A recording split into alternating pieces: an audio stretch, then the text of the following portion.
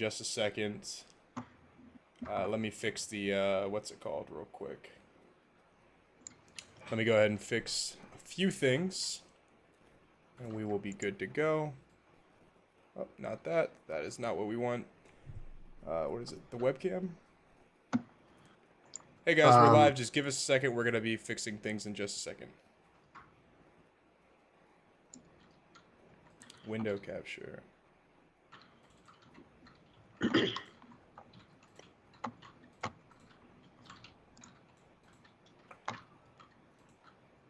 Well, let me resize the window capture now. The heck? The window capture? Yeah, it won't let me, do you see my stream right here? Yeah, I'm trying to do that, guys. Give me a second. It's not letting me click on the individual window capture. Transform.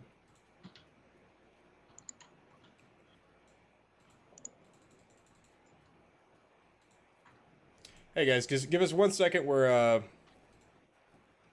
still having some technical difficulties. We just had this fixed. And now display capture, game capture, window capture.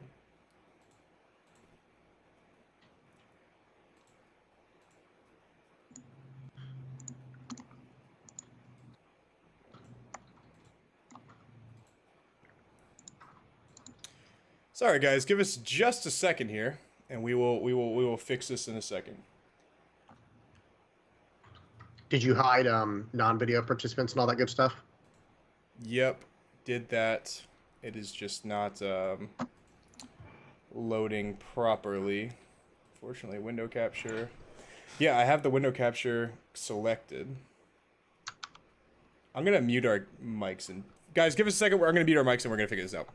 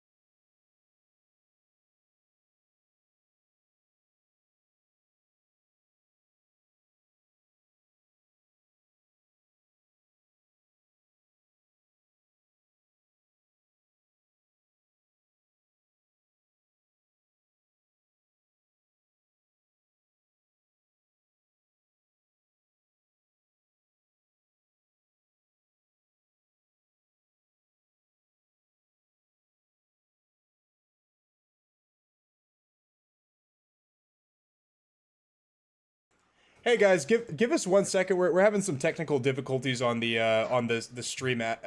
We just had it fixed where it was what is it called? We just had it fixed so that we were able to drag the screen out, but now it's no longer giving us that option to. So now it's, you know, obviously a little zoomed out. So we're gonna try to fix that in just a second, and then we'll get back to the video. But just bear with this moment, okay? Do a window capture real quick, Joey. Like down in the sources, get the window capture, and then it should let you. Okay, so and it's not letting you drag like we were showing, like where you just pull it off the screen and drag the corner down. What the heck?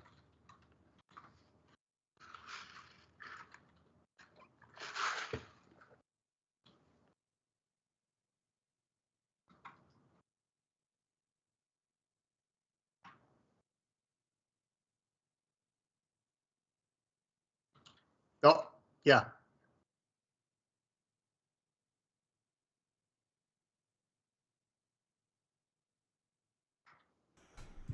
All right, guys, we're good to go. We're good to go. We're good to go.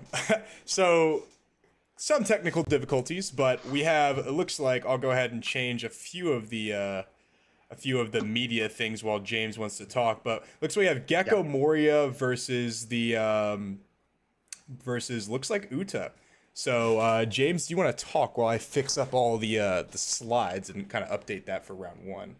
Absolutely. And real quick, before you even do that, David needs he needs access to the brackets, I think. So guys, we got Gecko Morium versus Green Uda lined up for y'all for the first game here. Um, Typically speaking, I do think any deck that has a lot of removal, specifically in terms of like Rob Lucci, Absalom's, like the kind of removal that Gecko Moria has, they're going to have a decent matchup against a deck that's trying to flood the board like Green Uda does. Now, I think the key to this matchup will be going late in the game, because the more card advantage that Uda can generate from her leader effect and from her Nami that she has on the board, the better position she'll be in to win this game. But I do think it will be an uphill battle for the Uda. All right, so it looks like we're at, what is that, 7 Dawn for Uda. So swinging with nothing attached to the leader here kind of telegraphs that there's going to be the 7 cost Luffy coming down here. Yep, swinging 5 with Brook, not investing any Dawn into the board. And they're just going to play out a Luffy on curve. And that does make sense, especially since since the Green Uda has the advantage of going first. They want to just completely fill out this board here, and we'll see that if my if my assumptions are correct here, if my read's correct, and it looks like, yeah, 7 Dawn, it's going to be the 7 cost Luffy dropping out Usopp, and that's almost a full board. So this is the point in the game where Green Uda is actually in a favorable position, because while Gecko does have ways to deal with characters on the board, this is a lot of characters to deal with. It reaches a point where it's like, okay, how am I supposed to deal with every one of these characters? Not to say it can't be done, but Green Uda is in a pretty favorable position right now. I can't quite see how much life. Okay, nice. I'll say the player on the top does have a dice showing that the Gecko Moria seems to be at 5 life. If I'm not mistaken, they have a dice there, but who knows if it's completely accurate. And it looks like the Green Uda player only has 3 life. So the Gecko player does have that in their advantage. Again, that's if the life total is correct there. But at the same time, we all know how explosive Green Uda can be with an event called I'm Invincible. She basically has the advantage of the green leader from what I don't even remember what starter deck it was, has the advantage of being able to double attack on demand for the most part, as long as it has that event. Okay, so excuse me, -5 from Ice Age to Luffy. So Absalom is coming out this turn, bare minimum for that's definitely being telegraphed here. But if the Gecko player has a Lucci, then he can really climb back into this game very easily. So let's see here. Okay, and I think doing another cost reducer in Suru. Wow, so sacrificing a 2K counter to -2 to the cost of, I would assume, the Nami. I think that's what he's going to do, is -2 to the Nami here, or potentially the Usopp, and try to smash into the Nami and get cards out of the Uda player's hand. It's a little bit. Okay, it looks like he's decided now. What's he going to do? It's going to be Rob Lucci. Let's see who he decided to pop. I think the safe bet is Nami. No, so he does get the Usopp. He takes out the Usopp, which was at 1 cost from the Suru, takes out the 7 cost Luffy, which was a 2 cost from the Ice Age. Now he's going to have to swing some cards into this Nami. And we're about to see how many 2K counters the Uda player has here. Because if I'm the Uda player in this situation, I'm defending my Nami, by all means necessary. So swing 5, getting a 2K counter from that defense there, and now 7 into the Nami here. I'm assuming it's the Nami. We can't hear it. Yes, and that's going to take it out. Very nice play there from the Gecko Moria. Was able to completely switch the tide of battle there. It was 2 characters on the board for Gecko Moria versus 4. Now it's 3 characters versus 1, because I wouldn't quite count the Suru as a character with any relevance. So good stuff there. Now Borsalino is tapped. Borsalino is vulnerable here. Back in the game, guys. Sorry to Joey's interrupt back. you, James. Joey's back. All right, yeah, we had a little, we had some technical difficulties on the back end that had to get taken care of. But James, VV Theory, thank you so much for kind of taking over while I was kind of fixing things. But I am officially back now, and what I do see is I'm kind of reading the board state right now. It looks like does our Gecko player have what it looks like to be 4 life? Does it look like? What is that, 4 or 3? I think it is 3. So yeah, it looks like he updated the dice. He's down to 3 life. And while you were gone, there was a massive tempo change where the Gecko player was able to wipe 3 characters off the board: a 7-cost Luffy, a 3-cost Nami, and a 3-cost Usopp, while establishing a Lucy. So it was a very nice swing. Yeah. So I'll be sure to let you guys know about this matchup where Uta can very much so flood the board. What makes Uta kind of powerful is the fact that if Gecko runs out of Ice Ages, they're literally swinging at the Kid basically for the rest of the game, because the only thing that can get Kid down to like 2 costs for them to pop it with Absalom or even Lucci is like a Hina, as well as use your leader effect to play, what is it called, Perona, and that brings it down to 2, because Hina brings it down to 4, and then Perona brings it down -3, and which brings it down to 1, and that's where you can actually pop the Kid with the Absalom. But that's a lot of cards out of hand. So if he is able to set up this wall, I think that's really powerful. Now I will say real quick that I don't necessarily agree with the the option to play Kid down when you still have 3 life, because you're not having as many resources as you might. Right. And Completely agree. Also, I will say that we get a good read that our player on the top does not actually have the ability to kill the Kid, because he's attacking into it by battle. But with only 2 cards in hand, it's a lot easier to actually kill the Kid, which is what just happened right there. Yeah, and that's where this was another thing, Joey. Right before when you were gone, I was saying if Green Uta wants to have any chance against a deck like Gecko, which features a lot of removal, it needs to generate as much card advantage as possible. And like one thing that he did was he just slammed down the 7-cost Luffy right on curve. And that's not always actually the best play against a deck that can run Lucci the way that Gecko does and can wipe it. I would have much rather seen him invest 2 Dawn, 1 into Green Uta, the leader, to gain a card that way by attacking, and then 1 Dawn into the Nami he had on the board back then to get a card that way. Because now, look at the board. Like you said, he only had 2 cards to defend that Eustace Kid, if he even could have, because did it get removed? I didn't even see the way it got removed. It got killed by battle. He swung, I believe it was 9 at the Kid, and then he blocked, and then he swung 10 at the Kid, and he died. And I actually did a not to shout out my own Patreon, but I did a Patreon video talking about how Uta, it looks like he's going to play a Dofi right here, 10-cost Dofi, locking more than likely, well, actually all 3 of those, Perona, Lucci, and Gecko Moria. But I did a Patreon video where a user submitted a video for me to review, and they multiple games in a row kept playing what it seemed to be, what it appeared to be 8-cost Kid, and they had 2-3 life left, only 5 cards in hand, barely any counter to protect it, and that's like you don't even need removal at that point to kill it. You could just kill it by battle. If you have very few cards in hand, especially when you don't really have the counter that you should have. But Dofi is a pretty good card to have. Sure. Yep.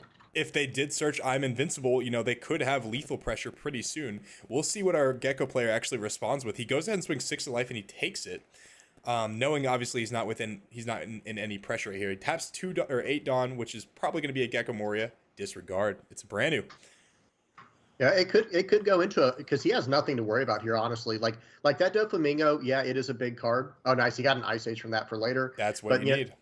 Yeah, that Doflamingo is a big card, but actually, I don't know. I shouldn't say he's not in jeopardy to lose this game, because he could have I'm Invincible in hand. You know what I mean? Well, that's why he's keeping this Borsalino active. I think it's really, I think it's really smart. For those of you guys who don't know, we're doing this match in particular because our buddy on the top, BioMojo, is a good friend of ours. He's actually the guy that we used to practice with too and test with. It looks like he's doing the exact right thing, right? When you have card advantage over your opponent as well as board advantage in this aspect, what you want to do is you want to make it impossible for you to get cheesed out and lose the game. So as long as you do that, I think you should be fine. So what's going to happen here is he's going to play, he has 2 life left, he has 2 blockers. So now even with an I'm Invincible and Blacklight, it's going to be pretty hard for him to actually go for lethal here. And I think that's actually the right call. Yep, and he just got 2 2K counters, one from the brand new search getting into Shigi, one from the Rebecca from Trash grabbing a Perona, and he's got 2 blockers, like you said. He's got 2 life. This is Gecko's game to win. I will say we're gonna respond to some comments real quick on the live stream, but they asked how Table 11's doing. I'm not entirely sure just yet. Table 11 has not. I don't think they've reported just yet. I'm gonna check out. Okay, cool. Yeah, our reporting is working just fine. They haven't reported just yet, it looks like. And then our buddy Armday said drop Hody. And why am I breathing so loud? Can you guys hear my breathing? I couldn't. Okay, I just breathed super hard right there to check it out. But I don't think you guys hear my breathing too loud, can you? I mean, if you can, let me know. It's not me, is it? You can't hear me breathing, can you? I hope it's not. But yeah, I don't know. I've never had that problem before, so I don't. We're just excited if that's the case. I mean, Yeah. Dropping Hody still probably wouldn't help because he has 2 life left, so he'd have to swing 8, 8, 10. I mean, that might get the job done. Who knows? And then maybe he has a I'm Invincible to get one more little attack in. But yeah, it'd be. Well, Hody would be 7, so you'd have to do 5, 5, which it's better to do 8 than 5. Yeah. Yeah. Yeah. So, Here, he swung 10 with Dofi, and blocks out with Rebecca. Is this another Dofi? Nope, he taps 7. This is going to be a Luffy right here. Yeah, should be Luffy. Okay. Playing out. So I don't agree with this at all. He's playing his characters first and then interesting. Okay, disregard. Okay, so he's playing the Nami instead. I thought he was going to play Luffy and then use his leader effect to attack, but he did not. And I have to say real quick, like not to be overly critical, we're just Sean forgot his brand is on his Dawn back there. But that's there we go. He's got it. Oh, he trashed it. I think. Did he trash? Was the brand new trashed? I don't think so, unless he attacked into it at the end. I didn't see. I'm not sure, but one thing I haven't noticed is I don't feel like the Uda player has gotten enough advantage from the leader's effect. I don't think I've seen him use it yet, and that's a real tough. Well, that's why you play Uta right there too. Absolutely, yeah. Play Uta for the free card draw. Yeah, exactly. And then you just the Nami or the Uda. Well, both actually, but our Gecko player is actually in a world of trouble right here because he has 2 life left. They both have 2 life left, and he only has 2 blockers. So realistically, I'm pretty sure he knows he has the I'm Invincible in hand, right? He searched for it. I'm not sure from the new Genesis. No, I think in the very beginning of the game they searched for an I'm Invincible, if I remember correctly. So if this is the case, then he has no counter in hand. So he could realistically pop the Luffy with his leader effect and go for game. Just run him over. Yeah. Yeah, and he's only used 1 Dawn for the turn for the Ice Age. He's put -5 on the Luffy, so he can Absalom straight through this if he has in his trasher hand. Seb said, "Is that the VV theory?" And then he also said, he's playing around the Perona by just not drawing anything. Yeah, we don't know about that 0 hand who to start. You're right. We actually. Yeah, it's the perfect strat. It's the perfect counter. Just don't have any cards.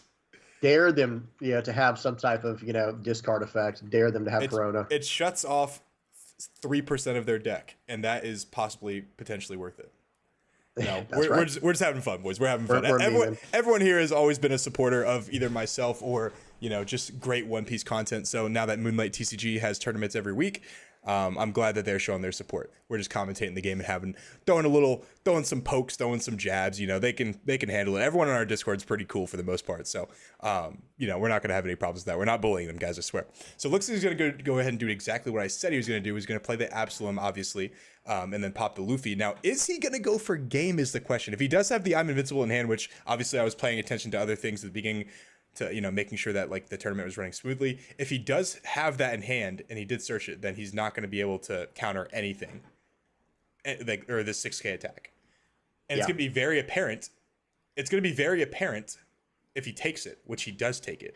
And he did take it. Yeah, he took it, and there's going to be a 7 coming across the board now from Lucci. This is, okay, if he takes that, it's over, right? I mean, it's going to be 9 plus. Oh, dear. Yep. Dear Neptune. 9K. This is pretty good. So he's going to block, and then is he going to swing 9K, or is he going to get baited? Yeah, I didn't even see the blocker down there. Is he going to be? How many cards does he have in hand? 3, he has 2? 3 now. 3 now. So he has 1, 2, 3, 4. So he can swing 9 here. It could all be a realistic bait here, bro. Yo, absolutely. Is he going to get baited and then go for? Is he going to get lethal the next turn? He's checking his trash, asking how many 2Ks. Okay, how many 2Ks has he gone through? 1. 2 or 2. 2. Actually, no. I think I saw 3 choppers in there, so it's unlikely. He's gonna go for it. By all means, he's going for it. Does he got it? Oh, I told you I had the I'm Invincible in hand. I knew you had that. I was like, I heard that, but I heard you talking. Real quick, nice play by let me respond to the comments real quick. Crisscross, if you sign up for the tournament on our or on the website, then what's going to happen is you're going to be able to get prompted to join the Discord through there. But also, if you're a part of my YouTube Discord, then you can also join through there under the link or under the channel where it says website info or something like that. So there's multiple ways to join the Discord, and then you can sign up for the next one, which is we're going to be a simulator tournament on Tuesday, and then obviously there's going to be another webcam tournament next week. So very excited for that. Very nice. Cool. So Gecko takes it versus Uda. You want to hop down to table 14, Joey, down to Cody's table, or you want to hop somewhere else? Or yeah, let's go ahead and do that. Let's go ahead and hop to table 14. All right, guys, we'll be right back in just a second.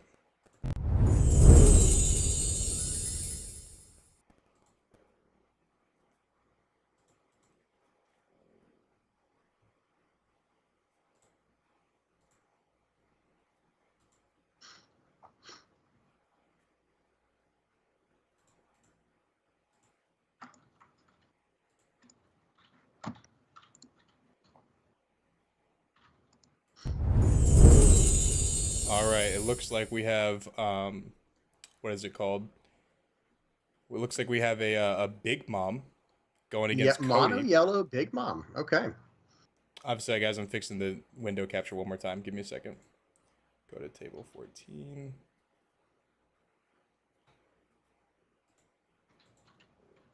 Interesting. It almost seems like this game just started. I wonder if they're just doing another game for fun right now. Not entirely sure. I don't think Cody's the type of guy to just like play for fun. Right.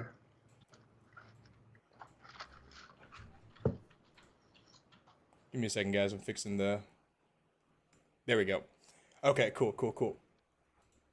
Yeah, I don't think that Cody's the type of guy to play for fun. So this is Cody Angeloff, obviously our buddy old pal. He was in the interview I did. He has, what is it called? He has top 8 at Nats. He has multiple tops, multiple serial cards. So looks like he's going to play Struzen to pop a Tashiki? Trashing a Tropical Torment? Tropical Torment. I don't know what's happening here, guys, but he's got to have a plan. Struzen is not normally the type of... Not really the type of move you would make to kill a Tashigi, even with Tropical Torment being a dead card. So I wonder what's up our player's sleeves right there. Yeah, very interesting. We'll have to see. He says 5 Dawn left. Is he trying to get that to? No, he's going to tap 3. And what's it going to be? Maybe a pair of Sparrow, I would assume here. Napoleon. Okay, we got a spicy Big Mom deck coming in here. Okay, bud. this. I don't even know what Napoleon does. James, you're a little bit more of a rogue player than myself. So talk to me about this card. So Napoleon, 3 cost, 3,000 power homies card, and it has activate main to rest it and give your leader plus 1,000 power for the turn and on your opponent's turn as well. So she's a 6,000 power leader coming, coming in right now. And it's a 3 cost homies card that trigger just plays it for free.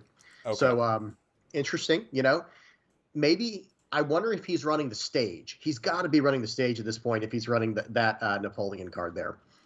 What's really interesting, guys, is or it's not really interesting to you guys, but I set up a bunch of slides because I like slideshows for like the feature card based on what I thought we'd be seeing, and I don't have any slides put together for yellow Big Mom, a little bit more of a rogue style of Big Mom. So if you see, Yeah. I'm just gonna put some yellow cards on the screen. If it fits, if the boot fits, then hey, we'll take it.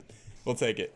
But this is really interesting. This is really interesting. I know Cody's a very well established player, so like it sounds crazy, but like the board state isn't really in his favor. Right. But the game's still so early, though. It looks like he just got to his 7 Dawn turn, or was that 6 Dawn turn or something? I can't see. Hang on. 1, 2, 3. Oh, no, he put 1 on his leader as well. So, yeah, I think he's on his 7 Dawn turn. Let me check if Cody submitted already, because this is like, there's like no way, bro. There's no way this is like just starting out. Right.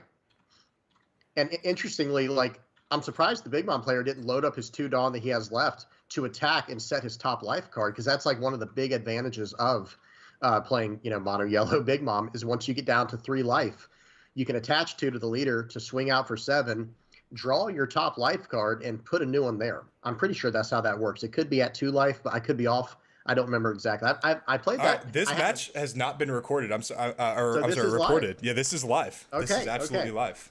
So he just bottom decked the Napoleon, and he's going to play out the 4-cost Kuzan. So, we're off to the races here. It looks like Big Mom is down to 2 life left already. That's he must have aggressively used his Big Mom earlier in the game to get down that low that quickly.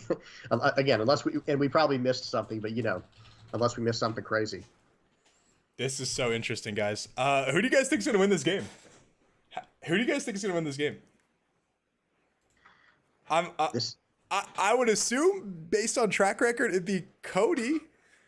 But, I mean, he's not really off to the greatest of starts. I mean, it's not a horrible start, don't get me wrong. Like, it's not like our Big Mom player really has anything on the board either. So just dropping this Kuzan is pretty, deterring.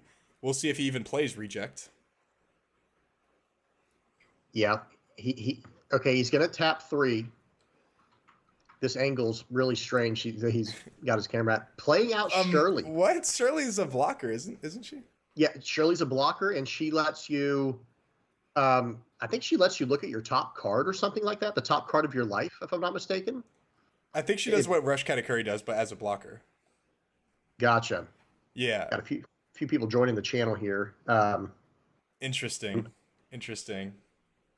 But yeah, that's this is the kind of card, or maybe it's on KO. She lets you look at the top life of the top card of someone's life. No. So it is on play. Okay, yeah. So he's looking at his top life card, keeps it. Okay.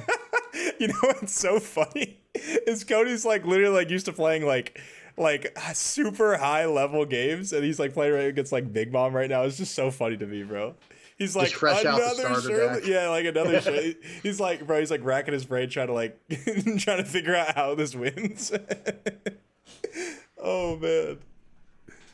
So maybe they're asking right now, how is this going to work if he wants to see his opponent's life? I'm not sure. Okay, he didn't. He just kept the Shirley.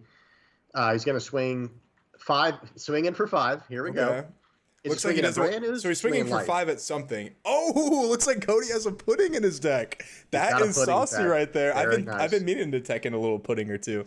Okay. I like that, Cody. Especially as a 1 or 2 of. And it looks like he's going to save 2 Dawn for something. So I didn't want to use his leader effect, because those of you guys who don't know, Big Mom's leader effect is put 2 Dawn on it when attacking, basically replace the top card of your life. So he's going to swing 5 into life, and then probably minus 1 of the Shirleys, I assume. And this is the second time he's kept 2 up, by the way. He kept 2 up the turn before, not using his leader's effect when he had 3 life, which is like the perfect time to use it, and this turn as well. So yeah, he's got to have something he's got there. Maybe an Ikaku sovereignty, maybe something like that. I hope to God he's not saving 2 Dawn up multiple times because of that. Because I actually have a video coming out in a couple days talking about why you shouldn't do that. It's because you're only playing technically with 8 Dawn for like multiple turns in a row.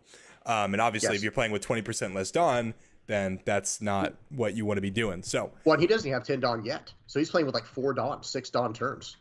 So I will also say, guys, that the guy on the bottom of this webcam, we do know him in real life, and he hasn't played in a very long time. So I think he just picked up whatever deck that he had and was like, let's ball. Let's rock with it. So we'll see how it goes. And he gets matched up against Cody. Yeah, he gets matched up against like one of like the best players in the world right now. Welcome to the league. That's awesome. Gets matched up against like Michael Curry. Perfect. Yeah. Okay. It looks like Cody's off to the races now with the Gecko. So yeah, we got the Gecko coming down. Let's see what he gets back. I don't. At this point, what do you do? Just get back something that gives utility because there's nothing to. He's so far ahead. I mean, you might as well just like. Oh, he's like, nah, I'm gonna pop that damn that Tashigi or that Struzen right there. I wouldn't be surprised if he doesn't even pop that card, saying please invest 3 or 4. How much? What is he? Is he a 1 cost 2K or a 1 cost 1K? That's a good question. I think he's a 1 cost 2K. I don't even know. Yeah, Struzen is actually. I think he is in the slideshow that I have on Discord. Oh, and he is gonna pop it. He had triple Hound Blaze already. Seems good. Very nice. And yeah, that's a 5-man board with 3 life versus that's a grown man board right there, bro. That's a grown man board. Absolutely. And okay, hey, 10 Dawn is Big Mom coming down now? That's the real question. Is that going to be what gets him back into this game? Because he is up against the ropes right now. Sometimes Big Mom solves a lot of problems, bro. That's true. He does know what his top life card is. Remember, he does know what his top life card is. He's got that set there. I think he knows what both of them are because he double Shirley'd. Yeah, I think so. So could it be like, bro? Could it be like Beige Maru and then he like cheeses him with Big Mom? Could that be the case? Okay, for Dawn, that could be spicy. Daifuku. Okay, all right, guys. I think this match might be a little. I smell blood in the water. This is very much so a David versus Goliath story right here. Unfortunately for this this particular David, I think Goliath might prevail in this one. Yeah, this is a tough spot to be in. Daifuku's not the answer you're looking for in this situation. Yeah, it's okay. Then he's gonna put a lot on his leader, and then he's gonna swing. Interesting. What is that? Swing 9, I think, and he's got 2 open. He's still got 2 left, man. He's like, dude, that 2 cost event. It states if you save up 2 Dawn for 7 turns in a row, you actually automatically win. That's what it says. It's a secret card. That's got to be a new win. Dude, Cody's in trouble, bro. It's like his 5th turn now, bro. He's got 2 more, and he's toast. No chance. And it looks like, did he counter out of it? I'm not actually sure what happened there. Looks like he countered out. I wasn't paying attention because he didn't lose any life that I'm aware of. And did he not set? Okay, he already knows what his top life card is. That's right. He doesn't even care about that, the Big Mom player. So he's like, all right, man, I'm going to hold out here with 2 life and these 2 Dawn. This is going to be one heck of a... Oh, okay, he used 2 Dawn. Easy Akaku Sovereignty to get out of that 7K attack. Okay, not bad. Not shabby. I might have saved it for the 9K attack from Gecko Moria, but we'll take that one too. I'm assuming -4 to the Daifuku. Okay, Trash Hina, leader cycle for Cody. And what's he got? Coming in for 7. Well, now he's 2 turns away, bro. He's 2 turns away from that. So here's the card. Here it is right here. What is it? Oh, it's a Soul Focus. You choose. He's 1 step closer to death right here. He trashed the Kuzan. All right. You better not attack again, bro. You're about to get hit. You're about to get clapped. My man just threw that on the board like what? What are you going to do about that Soul Focus? What are you going to do about Soul Focus? Yeah. I thought you'd lose a life. Yeah. Bro can't even comprehend right now what he's about to get done to him. 9 into life. Try something. Yeah, let's see what that last card was. Kiku. Oh, another Soul Focus. Okay. Yo. This was all planned from the beginning, trashing another light, bro. He's about to hit him with a Maru, bro. He's about to hit him. Oh, wait, he has a leader attack. I forgot he has a leader attack. He's coming in for... I think the game might be over, guys. Oh, the handshake. The cyber handshake. Virtual handshake. This is lit, incredible. Bro. He gave him the virtual fist bump. What a respectable group of players right here. I love that so much. That was wholesome. Yeah, that was a really good game. Very, very good game, guys. All right. Let's see if we have anybody else to report, and we'll be right back, all right?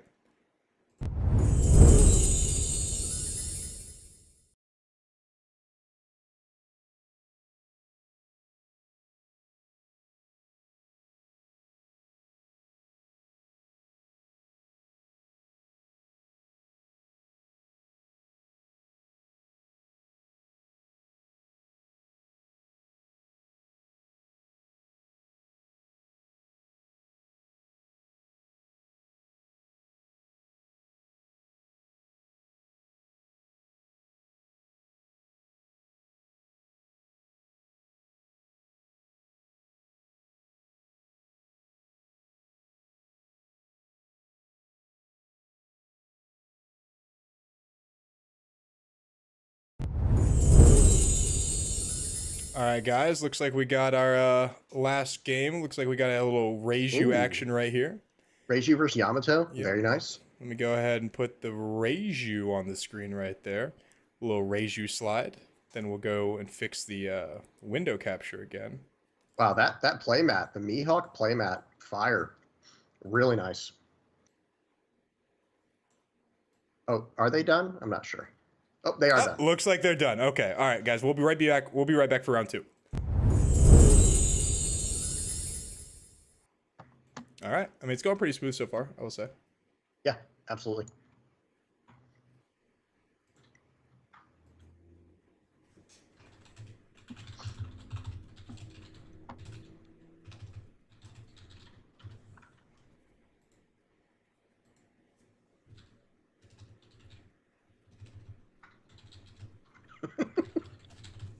All right. Apparently, round 2's posted.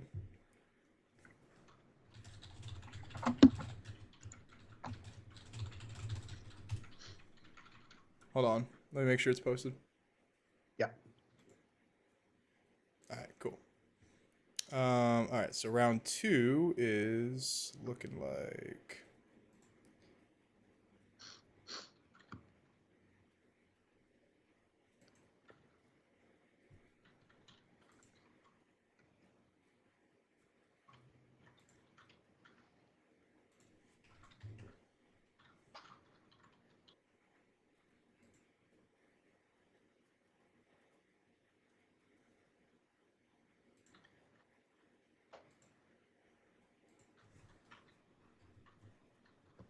What the fuck was that? He said, "Mic is on, boys." Uh-oh. Oh. I'm goofing. Good call out, guys. Good call out. Appreciate y'all.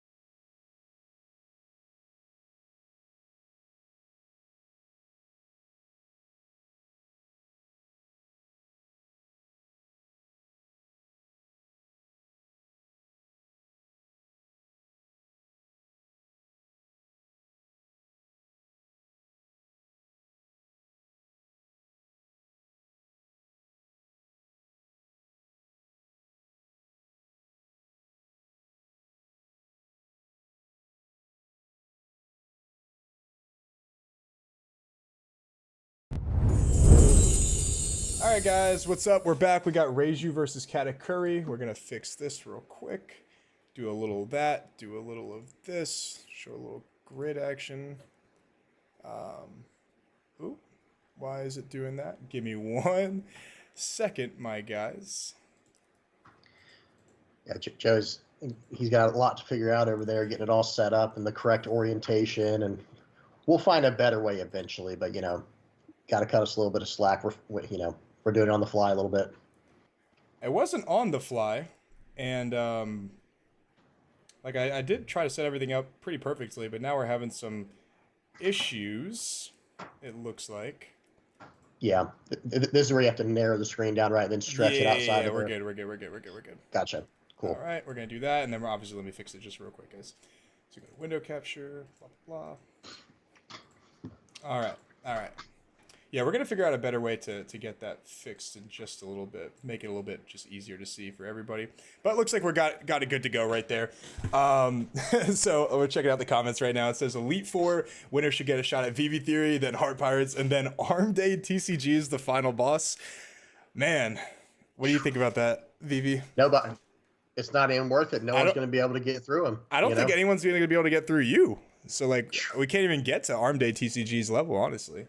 That's it. Yeah, and who are the Elite Four? You know what I'm saying? That's a challenge. That's a challenge. Yeah, I don't think I want that kind of pressure on me. What about you? Yeah, no. And little do they know, we get to pick the Elite Four. So it's going to be round 1, William Craddock. Round 2, it's going to be Cross AI. Yeah. Round 3, just go down then Cody in round 3. It's just. So I don't know if people want that, but yeah, you guys are in trouble if that happens. Yeah. So we got Reiju into Katakuri, by the way. Who do you think is favored in this matchup? I don't think I've even seen this matchup. Okay, I don't really play either. So this is interesting because every time I played against Katakuri, I was just getting crushed because As Reiju? Yeah, I was getting crushed because I was just dying. I don't play a lot of blockers in this deck, so 7k attacks, while you can counter out of a lot, you are going to run out of cards, especially with triggers. So people are telling me that Reiju is heavily favored in this matchup. I would love to believe it, but with my build, I had to put in a bunch of blocker laws and maybe even corsets, whatever, however you pronounce the 1-drop blocker, to be able to deal with this matchup. So we'll see. They did start out with stage, which is what you definitely want to see. Which is huge. And notice the Katakuri did not exactly get an explosive start. Just no pudding. So we'll see what they can get next turn. So it's weird, right? Because purple's typically favored into yellow, even though this is blurple, quote unquote. It's really a purple deck. You know what I mean? Yeah, and pretty much the entire deck is purple. Right, and it's like, wow. And Moash is off to a great start. That's the Reiju player. Oh, don't forget to update the names and titles. My bad, guys. My bad, guys. I just now remember that. But yeah, the person playing Reiju is off to a lightning fast start, a very, very good start. And that's what you need against Katakuri, right? That's what you need, because you're a 4-life leader. You're going against a 5-life leader, coming in for 7 to round the turnout. He's fixed pretty much everything he needs in his hand at this point. I can almost guarantee that. Okay, but Katakuri is Katakuri. Gets a Sanji trigger as first life. That is what he wanted. Let's see what he has coming up for his turn 2 for a 4-dawn turn. That is that's Katakuri for you, right? That's what he wanted. If it was a Kikanojo, it'd have been fine, right? Because the Reiju is still at 4 life. You have to be at 3 or less life in order for that to happen, or your opponent has to be at 3 or less life in order for you to get the Kikanojo trigger off. But getting the Sanji, he did have to trash a 200 million volts of Maru to play out that Sanji. But here we go. We're going to swing 7 at Reiju with using the Katakuri's effect, putting a card on the bottom. And that usually means a defensive card was found on top, unless his hand's just bricked up or he just needed another answer. So we'll have to see here. And he is just going 9 in with I think that's 9 or 8 in with Sanji. Swing 8 with Sanji, develop no board. He's going all off the top of his life actually completely agree with that play. I completely agree with that play. So a lot of people that I coach, I tell them, especially if you're playing against a deck that has removal, specifically, for example, if they just drop down the Niji and just bounce whatever you play, you're only swinging 5, and then I think it's either 2 5s or a 5 and a 7, which against Reiju is definitely not what you want to do. If you want to put pressure on Reiju, that is a huge opportunity to do so with this board right here. So swing 8. 7, 8, I think is what he had, right? Yeah, because he had 4 dawn. Yeah. Yes, that's a huge play. you know, even if he does, you know, play the Niji now, like all he's doing is bouncing back to Sanji, he still took a lot of damage. So I really like that play a lot. What it looks like he's playing out four, so he's going to play out the red rush guy or whatever. You know, they're all purple, but you know the guy that looks red in the picture. The Red Ranger. The Red Ranger. He's going to minus there, and I think he's going to run over the Sanji. I could be wrong. Yeah, he's going to minus the Sanji by 2 and probably swing into it with leader for like either 5 or 6. Yeah, yep. Depending on if he has like a 1-drop or something like that. He could have a Cosette. He could have a Germa 66 Searcher. We'll see what he does. But yep, that's the end of his turn pretty much. So 6 into probably the Sanji. Okay, yeah, 6 into a 3 right here. Yeah. There's almost no reason to defend out of this, but the Katakuri does have a lot of cards in hand. Yeah, but you should let it go. Yeah, let it go so he has to start attacking your life to start generating more potential momentum from that. Yeah. So now 7 into life. It's probably this is probably gonna hit, right? And you know, if this is no Kiku, this is huge. Oh, it'd be insane. And it's okay. A Brûlée, okay, I was gonna say just a Brûlée. Just a Brûlée. Okay. I was gonna say, there we go. Here we are. Yeah, we're off to the races. Now I will say, VV Theory, that the Red Ranger is pretty much not able to be answered by Kata. So if you can get 1 to 2 of them out, you know, in the early parts of the game, they're swinging 7s constantly, which is very helpful. Obviously, at that point, it turns into a race. Absolutely, and that's one that Reiju probably is favored in slightly if she can get to that point, right? But getting to that point in what board state, right, or what life state where you. Because already down to 2 life. It's 2 versus 3 right now with the life totals. 8 cards in hand, it looks like, too. 8 cards for the Reiju. Okay. And Reiju can go through some cards. That part is, you know, they definitely can go through some cards. I played one in the Virginia Regional a couple days ago, and let me tell you, they went through a lot of cards. And also not seeing Gecko hurts a lot. So, yeah. Yes. If you don't see what you need to see against the Reiju, you can't kill them before they can kill you, that's for sure. Right, and the way that they, like, you know, with the stage active, with the way that the leader draws cards, I mean, he doesn't even, you know, the Reiju player doesn't even need to play out an actual 4-cost Reiju right now. I think they're just trying to get this board going. It is the Katakuri player's turn, by the way, but just making that statement. You know, Reijus can really go through some cards, especially when they start countering. So I think they're talking about something right now, or maybe the Katakuri is just deciding what to do. Okay. So load up 1 on Katakuri, swing 7, look at top life. Remember, he does know what his bottom life is. Okay, he decides to keep that one on top. Okay. So that could be something huge. Fine. So he's gonna discard a 2K and a 1K on that. Put the Niji in the trash, which is fine because you can just bring that back from the trash either way. I will say the reason I do like Reiju and Gecko is because they do have a lot of free pops. Or I'm sorry, not free pops, because he just played Gadatsu. My brain is like automatically going to it. But they have a lot of free counters because all the cards that they counter with, they want to play. Whereas something like, for example, Sakazuki, and look at that little thing he has right there. It gives you like how many turns he's had or something like that. Or maybe how many cards he has in hand. I wonder if that's how many turns it's been. It was turns. Yeah, he had it on 1 at first. Yeah. That's interesting. Really, but really yeah, nice. but to get to my point, like Gecko and Reiju can play the characters from the trash so they can counter with them for free. Whereas someone like Sakazuki, everything that we play, most of the time we want it to play from hand, right? Whether it be Rebecca, whether it be, back in set 5, especially like Mon Cherie, things like that, you would play them from hand. So countering that with them wasn't exactly free. Absolutely. Yeah. And right now this is, this is a 6 Dawn turn, right? Is that 6 or 5? That's a 6 Dawn turn for the Reiju. And I think he needs to start putting some cards on the board. I know he already knows that. This is the turn where it's like, you want to get to that critical mass. 7 of life warrants a block with the Brûlée, which is smart because if he plays a Niji, the Brûlée is going back to his hand anyway. So he's going to swing 5 at life. So he's representing how much Dawn? 5? 6, I believe 6 Dawn. 6.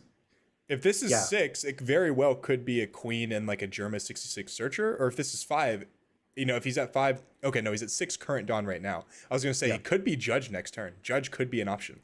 So maybe I don't think maybe he doesn't want to cost minus at all. Right. I don't think he wants to lose any Dawn this turn. Is he going to hard cast something here? He's tapping 4. It could be an Akiji. It could also be a missed double finger right here, and then it could ramp a Dawn, and then he could play the Reiju from trash and stay at the 6 track to go to 8 next turn.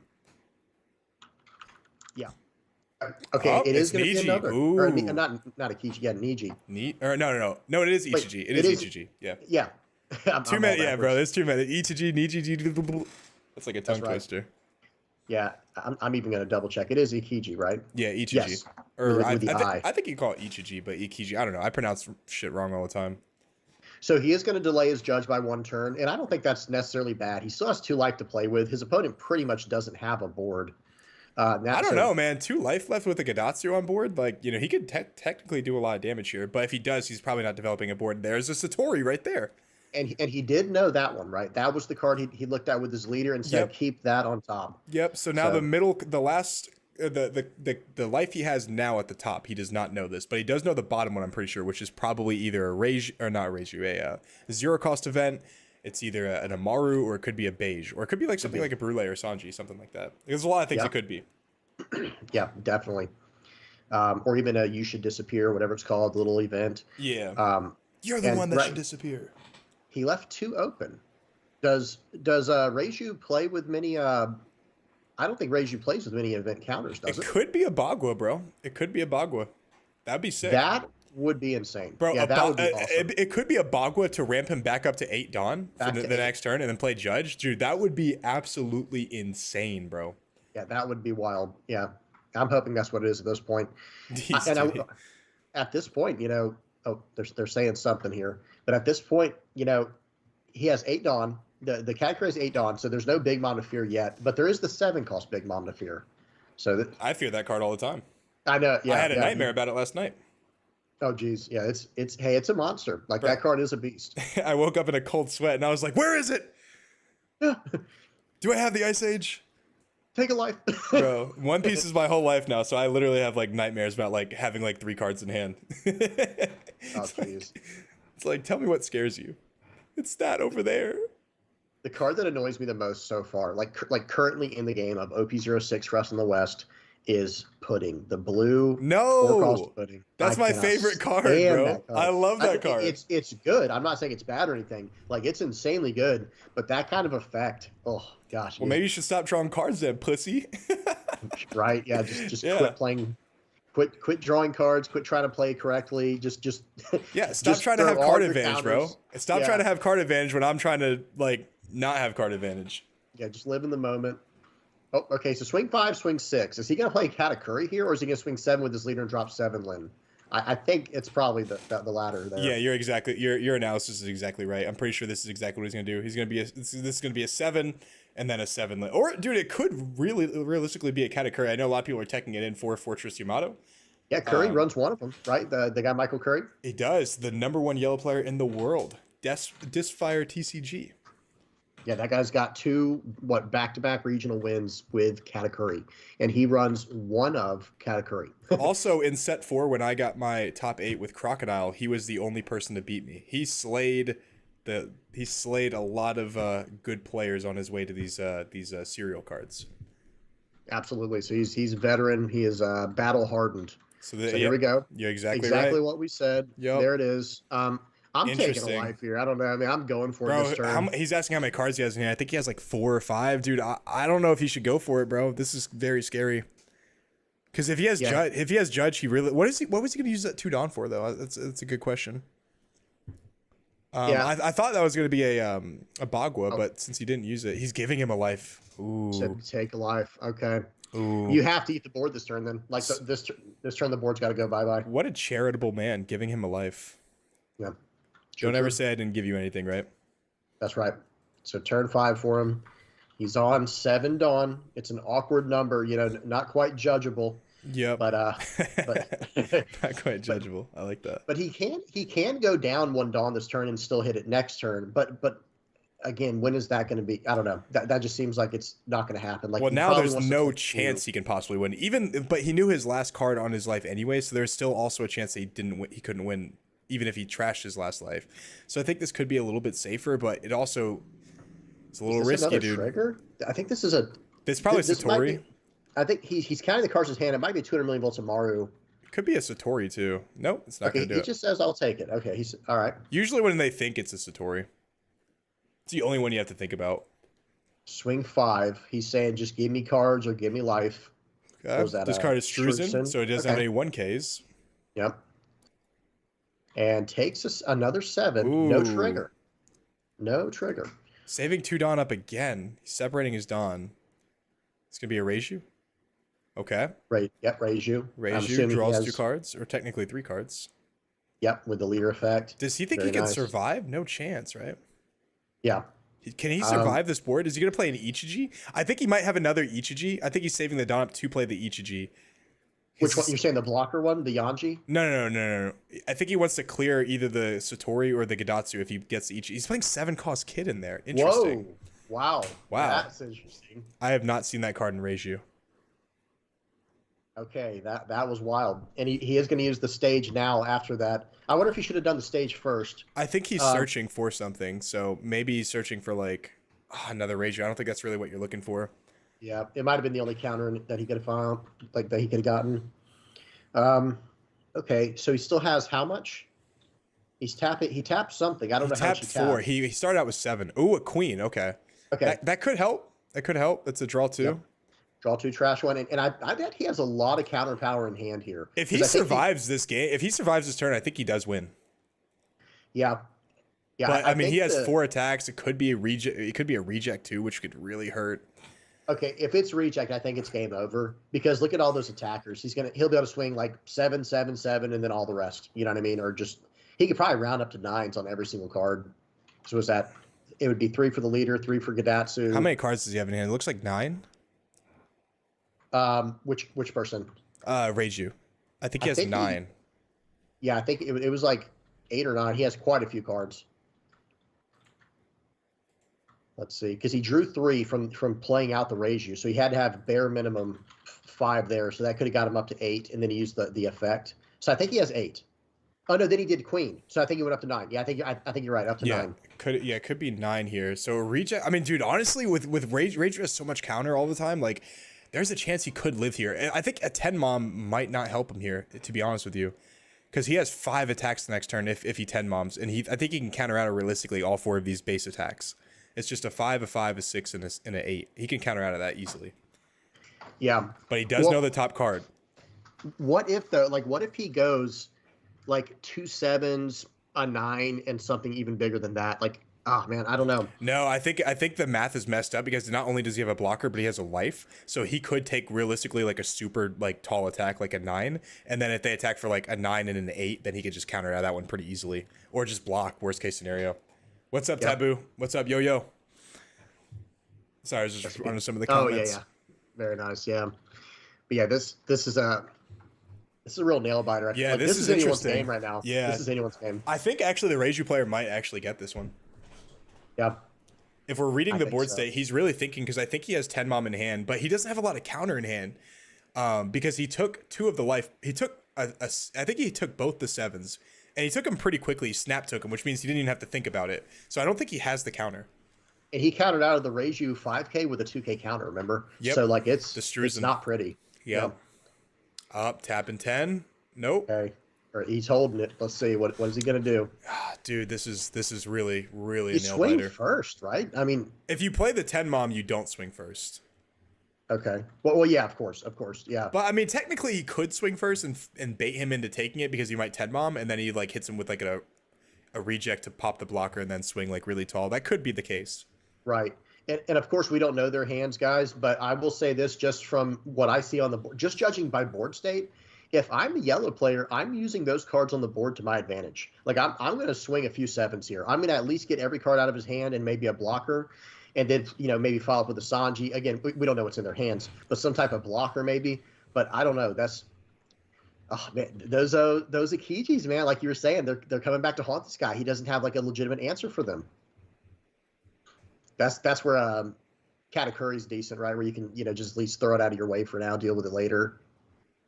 I really think that the reason that he's thinking so hard is because he knows his bottom life, right? Which means that like he knows that there's a chance he could survive if he does gain another life off the big bomb. And he's like, do I have enough to survive one more turn? Potentially, it could be like, if this Amaru at the bottom of my life gets me another life that's like a beige, I could live. But if he goes for game here and doesn't heal and he doesn't obviously secure the win, then he just automatically loses. So this is a really tough spot to be in. Yeah. And there's no way you're swinging into those Akijis. There's absolutely no way, because that's so easy to counter out of a 7. Yeah. I don't know. Maybe you swing just swing one time into him, but for 9 with the 7 Lin. But yeah, but the problem with this math is if you swing one time into him and then like you end up like not playing the 10 mom, then you're down like 1 attack. Does that make sense? So you would play 10 Lin here? Like that's... Dude, I don't know. It depends on what's in his life. It's really hard to tell, dude. I don't even know how many cards he has in hand. And look at his trash, by the way. Look at Moash, like the Raichu player's trash. He has an Akiji on top. Yeah. So he's thinking about closing this game out next turn. 5 in life, dude. This is interesting. Okay. This is responding to some comments here. Jero said, "What's up, Joey?" And then MoonlightTCG said that he's Cat's got to win or go for the game here. Sebastian, what you did in this situation, ADTCG? Yeah. That's a tough one. This is a tough call. Dude, I honestly think honestly Cat is so good at getting lucky. Like I don't think he can actually get through this defense right here, and I think he should just hope to get lucky off the triggers. I think he should play 10 mom right here. Okay, he's tapping 4 Dawn, it looks like. I think he's gonna reject 5. Looks like 5. What is he gonna play for 5 Dawn? And by the way, he swung for 5 with Satori, just 1K counter out with Reiju there, so that's fine. Okay, dude, he's separating 4 Dawn. Dude, he has to have the reject, bro. He's going for it. Is he going for it, bro? This is actually my favorite game that we've watched so far. This is really good. Yeah, this is intense. This is intense right here. What are they gonna do? This is literally anyone's game. This is anyone's game. But if he's going for reject, why the 5 with Satori into like an 8-card hand? I think he's gonna drop 10 mon at this point. I don't know. Oh wait, no, it's the reject. Oh, is he killing the blocker or taking the life? He's taking the life. He's taking life. Taking life. Okay. No trigger. Okay. All right. Here we go. So he's got to go for it now. Dude, no way he gets through, bro. There's no chance. He has 10 cards in hand. Any way he gets through this. Yeah, I don't know. I'm telling you, he had to get lucky here. He had to play the 10 mom and just hope that he got lucky. Yeah, he would have to hope he's got like, 3 or 4 judges in hand somehow, and some more of those 7-cost kid cards. Like, there's no way. There's almost no way here. Look, he has 6 Dawn left, and he can go like put like 3 on Gadatsu, and then he'd have 3 Dawn left, so he can swing 8, 9, 9 here, but I still don't think that really gets through, especially with 1 blocker. There's just no chance. Unless he has like a Maru or something like that, but so he'd have 9, 9, 9. Oh my god, bro. Yeah. No way. Yeah, maybe he's got to be sitting on either way, he's like his biggest attacks and getting met with that queen, right?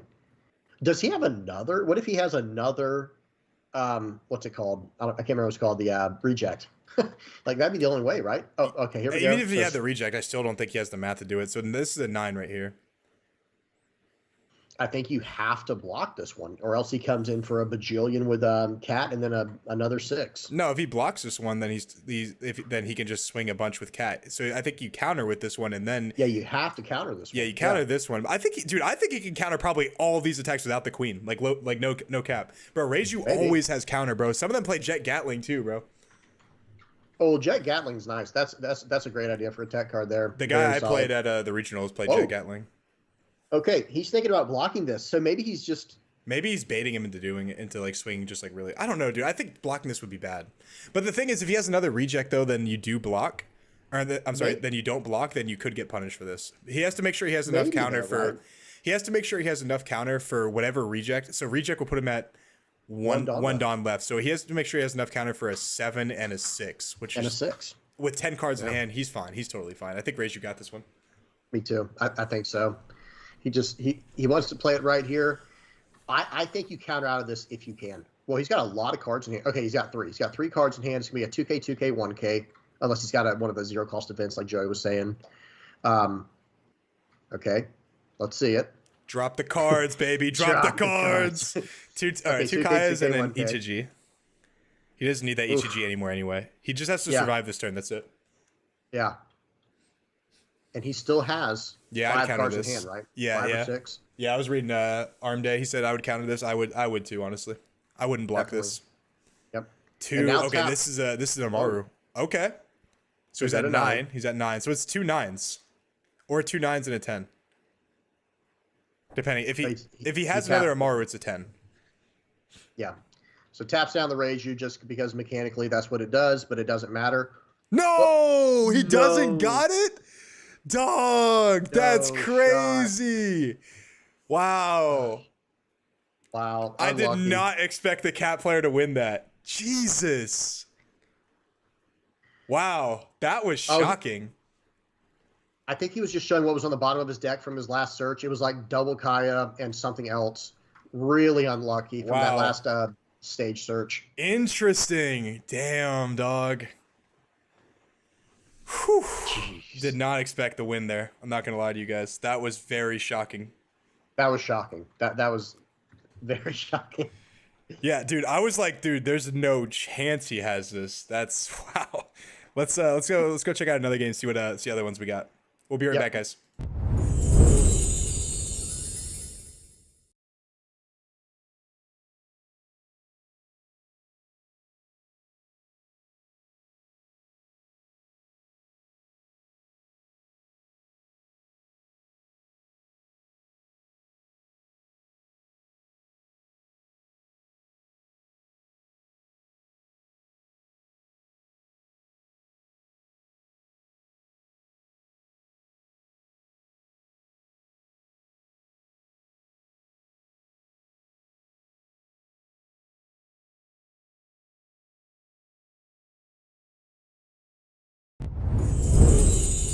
All right, guys, we're going towards the last parts of this game. It looks like, so we're gonna go ahead and do that. We're gonna go ahead and pop out. We're gonna go ahead. We're getting this under control now, boys. We got it down pat. Let me go ahead and fix this for just a second. Do that and do that, and we're off to the races, baby. All right, cool. Let me go ahead and slide this over just a little bit. We got red purple law versus Gecko. Very cool. This is me and you both like this deck, right, Joey? This is And this I don't know if you guys can tell, but that guy at the bottom has a very cool play mat. yes, it does. Yes, he very much does. Can confirm. We're not going to update the names on this one, guys, because it's like at the end of the round, so we'll see. But looks like our player on the top has a lot of cards in hand. He has 1 life left, and he just has a Shariah and he has a freaking Savo too, bro. In good shape.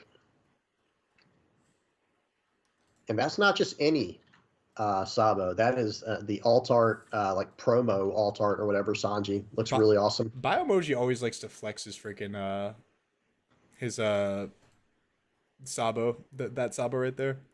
Oh yeah, absolutely. He's always flexing that.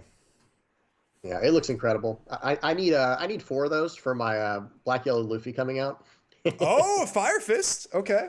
Oh, Fire Fist gonna take down the problem is he is going to have to bottom or use a what is it called, an active Dawn. So that looks like the Sabo is at, or it looks like he's only gonna have 2 Dawn left, unfortunately. So he's gonna bottom deck that, possibly play a Zoro. probably he has 2 left, and he'll have 2 left. And you know the thing is, you know Gecko Moria is pretty favored into red purple Luffy. Biomoji has 7 cards in hand. Yeah. So he's probably, and if he survives this turn, it looks like it's going to be game because I think that guy only has 1 life left, the red purple law player. Okay, let's see what he plays out from it. Just an aim. I don't think that's what you're looking for right there. Nope, that is not it. He can even take this hit if he wants to from the 7K attack, and then that's that. This game, like I said, Gecko Moria is a very, very uphill battle for red purple. Yeah, law. it's one of the hardest matchups for Law, but I think everything else is relatively more like fair. Oh, he went 7 into Lucci, by the way. Okay, yeah, that was an easy 2K counter out, and that's probably game. Unfortunately, yeah, the deck. If you don't see the draw power, unfortunately, it just fizzles out. Yep. Yeah, definitely. And it needs Kitten Killer from EV01 before it can really compete like in this meta. Then I think it does have at least like a better chance. Oh man, Suru target the Shariah, swing 7 at life, tapping 2 to bring out the Absalom. Yep. He's gonna trash a Perona, mill top 2, gets Absalom, and this one's a wrap, guys. There is no chance So Yeah. Moash actually joined the stream and said misplayed on the open to dawn turn. So I thought okay, Moash, we thought Moash Oh, was the Reiju player for those of you guys who don't know. We thought he was saving 2 dawn up for Bagua. We were like, yo, that's lit. And turns out it wasn't Bagua. But you played it pretty good, dude. Reject just hit you. Dude, Biomoji had so much counter in hand. Holy 10 smokes. 10,000 power in hand. He's blocking out of a 14k attack if he needs to. And, Law doesn't even have that much Dawn to play with. Okay, so Looks he like did his seal it. webcam's kind of frozen too, okay, there we go. Yeah.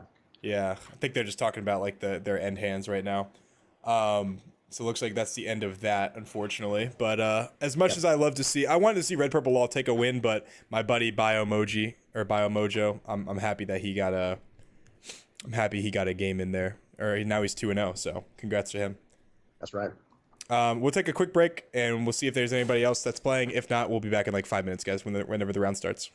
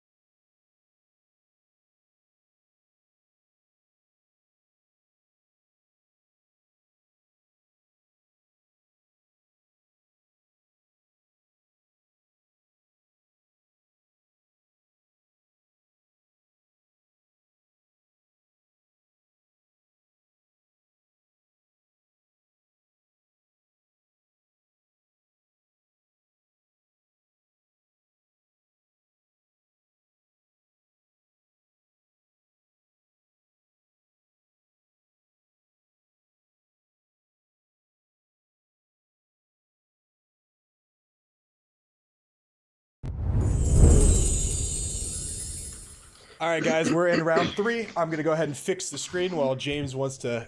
If he could yap for me for a little bit, that'd be great. VV Theory, take it away, my good sir. Oh, I'm good at that. I'm basically a professional yapper at this point. And I'll tell you what we're going to yap about right away is this playmat.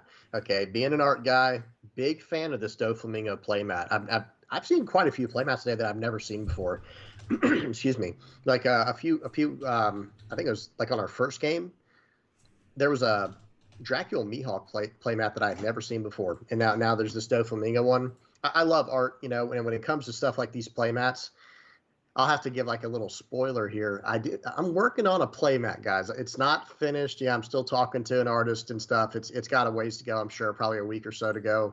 But I really want to get a playmat out very soon.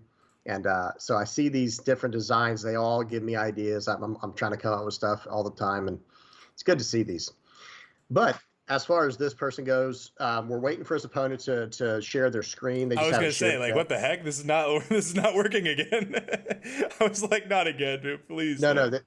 I don't think that guy is sharing his screen. Yeah. Soup and sandwich. Yeah, no, yeah, that's what I was saying. I was like, I hope this is like not like another issue I have to solve. Right. But we're good. And we got Yamato versus we'll have to see. And he just rolled an 11. Almost got boxcars there. What? He's rolling for his. Maybe he rolled for both people there. I'm not sure. Possibly. Okay.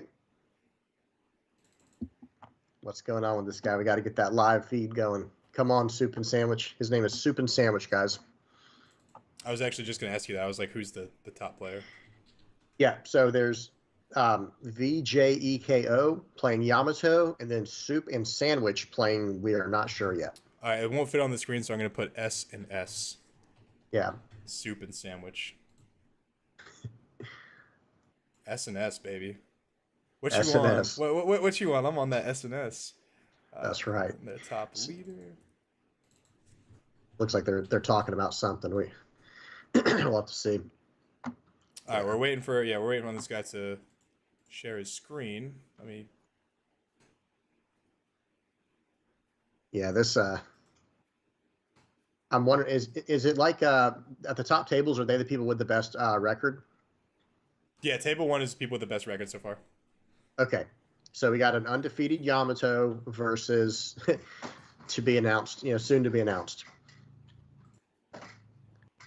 I might have to turn on my headset. Let me ask them real quick if they. Yeah, because.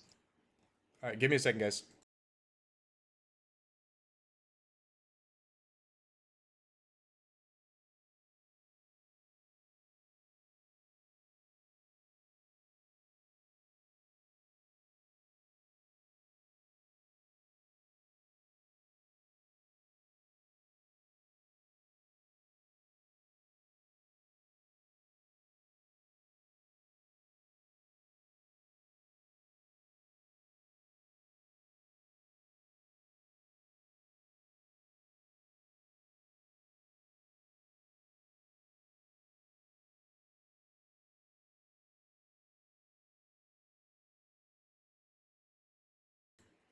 Yeah, guys. So they had some issues with like their webcam, so we're gonna be just streaming table 2 now. So.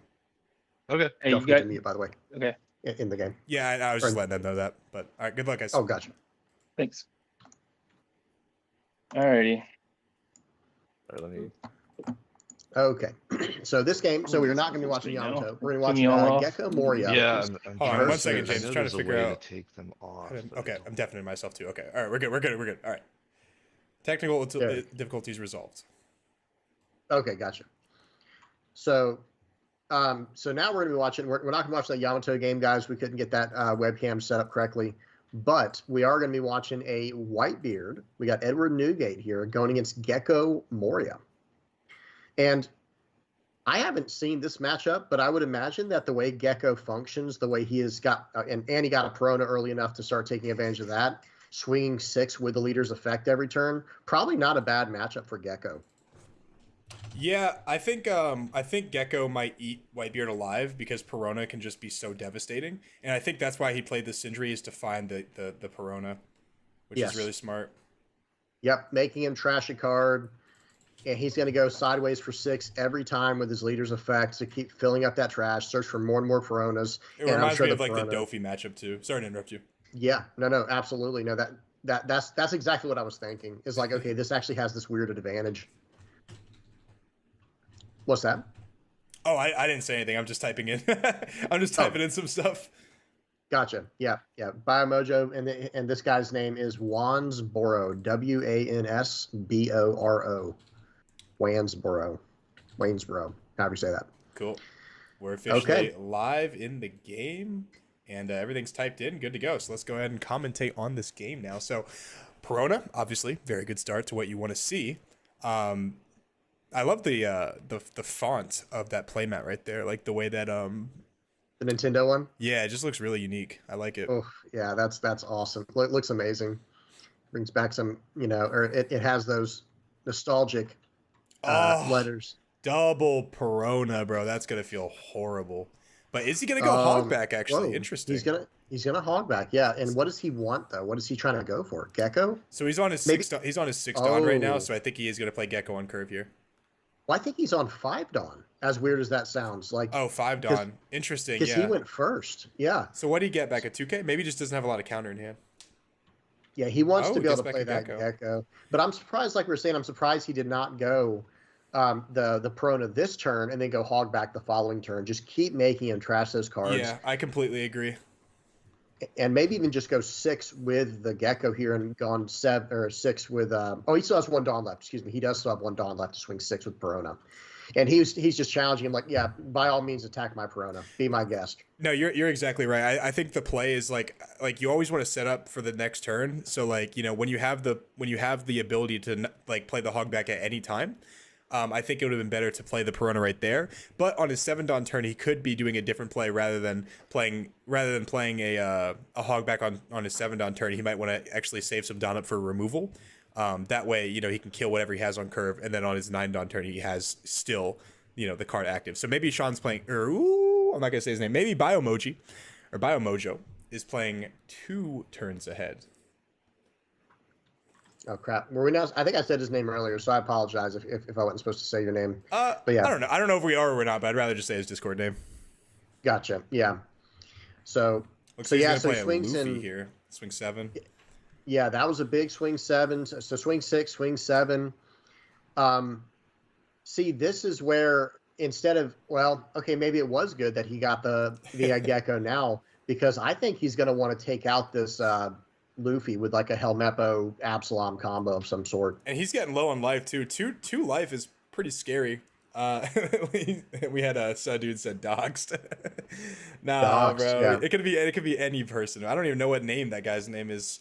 I think everyone else forgot in the chat too, right? That's right. Yeah, this is it's not but I will say, with being at 2 life, it's still not an awful position considering the Whitebeard's at 1 life, and I'm pretty sure he's not going to be at 9 Dawn to even be able to, save that last life with a new gate. So it's really not awful. Look, exactly right. He was going to Ice Age. I figured that's the right play. I figured he was playing 2 turns ahead rather than made a misplay here. I'm going to give him the benefit of the doubt. So it looks like he's going to play Ice Age. He's going to tap 2 Dawn, discard a Absalom off his leader Absalom. effect, Gets trashing another one. Absalom. All right. That's coming in. Pop the Luffy right there. He's going to put back the Great Eruption, the Ice Age at the bottom of the deck. And then he's still got 6 coming in here that he's got to deal with. Okay, so coming in for 6. Let's see how he counters out of this. He's down to 1 life. But I think you just take this, right, as Whitebeard, because actually no, he still has 3 Dawn No. left. Yeah, I was Never gonna say mind. you take the 8K. Okay. Yeah, so counter out of this one easy, and now just take this one because you're going to lose it next turn anyway. Well, I think he's swinging 6 and then 7 here, so I think 6 and I think he 7. counters To the get 6 2 and then just sixes. takes the 7. Yeah, definitely. Yep. So counter the 6, like you said, exactly, and then you got the 1. Yeah, he still got hog back. So yeah, get that hog back attack in, and that one. There's pretty much no reason to take this unless he was somehow going to be able to play Whitebeard, and he shouldn't have enough Dawn for that. Or you may be a fool, but I still love you, bro. That card. But I still love- yeah. That card, yeah. Yeah, no. I realistically think Whitebeard is like just because Whitebeard can thrive into something like Sakazuki right now. It's always been able to thrive into Sakazuki. It could thrive into Katakuri as well with just the amount of speed that it has. But against Gecko Moria and something like Yamato, it could really hurt. So that's what's keeping Whitebeard down right now, which is good because I grew up playing this game, in set 1, 2, and 3, hating red. So I'm okay seeing it kind of, a little mediocre right now. Yeah, absolutely. So 6 at life is going to warrant a Suru, and he has, I think, 5 cards in hand. I think he asked. So he's going to tap 5. It's going to be another Luffy. Yeah, Luffy. Yeah. Swing 7 And- save a couple Dawn up for some events maybe. And Yeah. Whitebeard is just like, okay, I'm just going to go face or I'm going to die. That's pretty much what the, that's pretty much what's going to happen here. That's the recipe here. And I actually like that he did that, because now he's like, I dare you to play Gecko Moria. You know what I mean? It's like, and I mean, don't get me wrong, he could play Gecko Moria and get out a blocker with, what's his name, Borsellino. But still, it's like, well, actually, the Borsellino barely matters, right? Because I mean, you can go right through it. So it's like, Yep, burn right through it. burn right through it. So this will be an interesting turn here.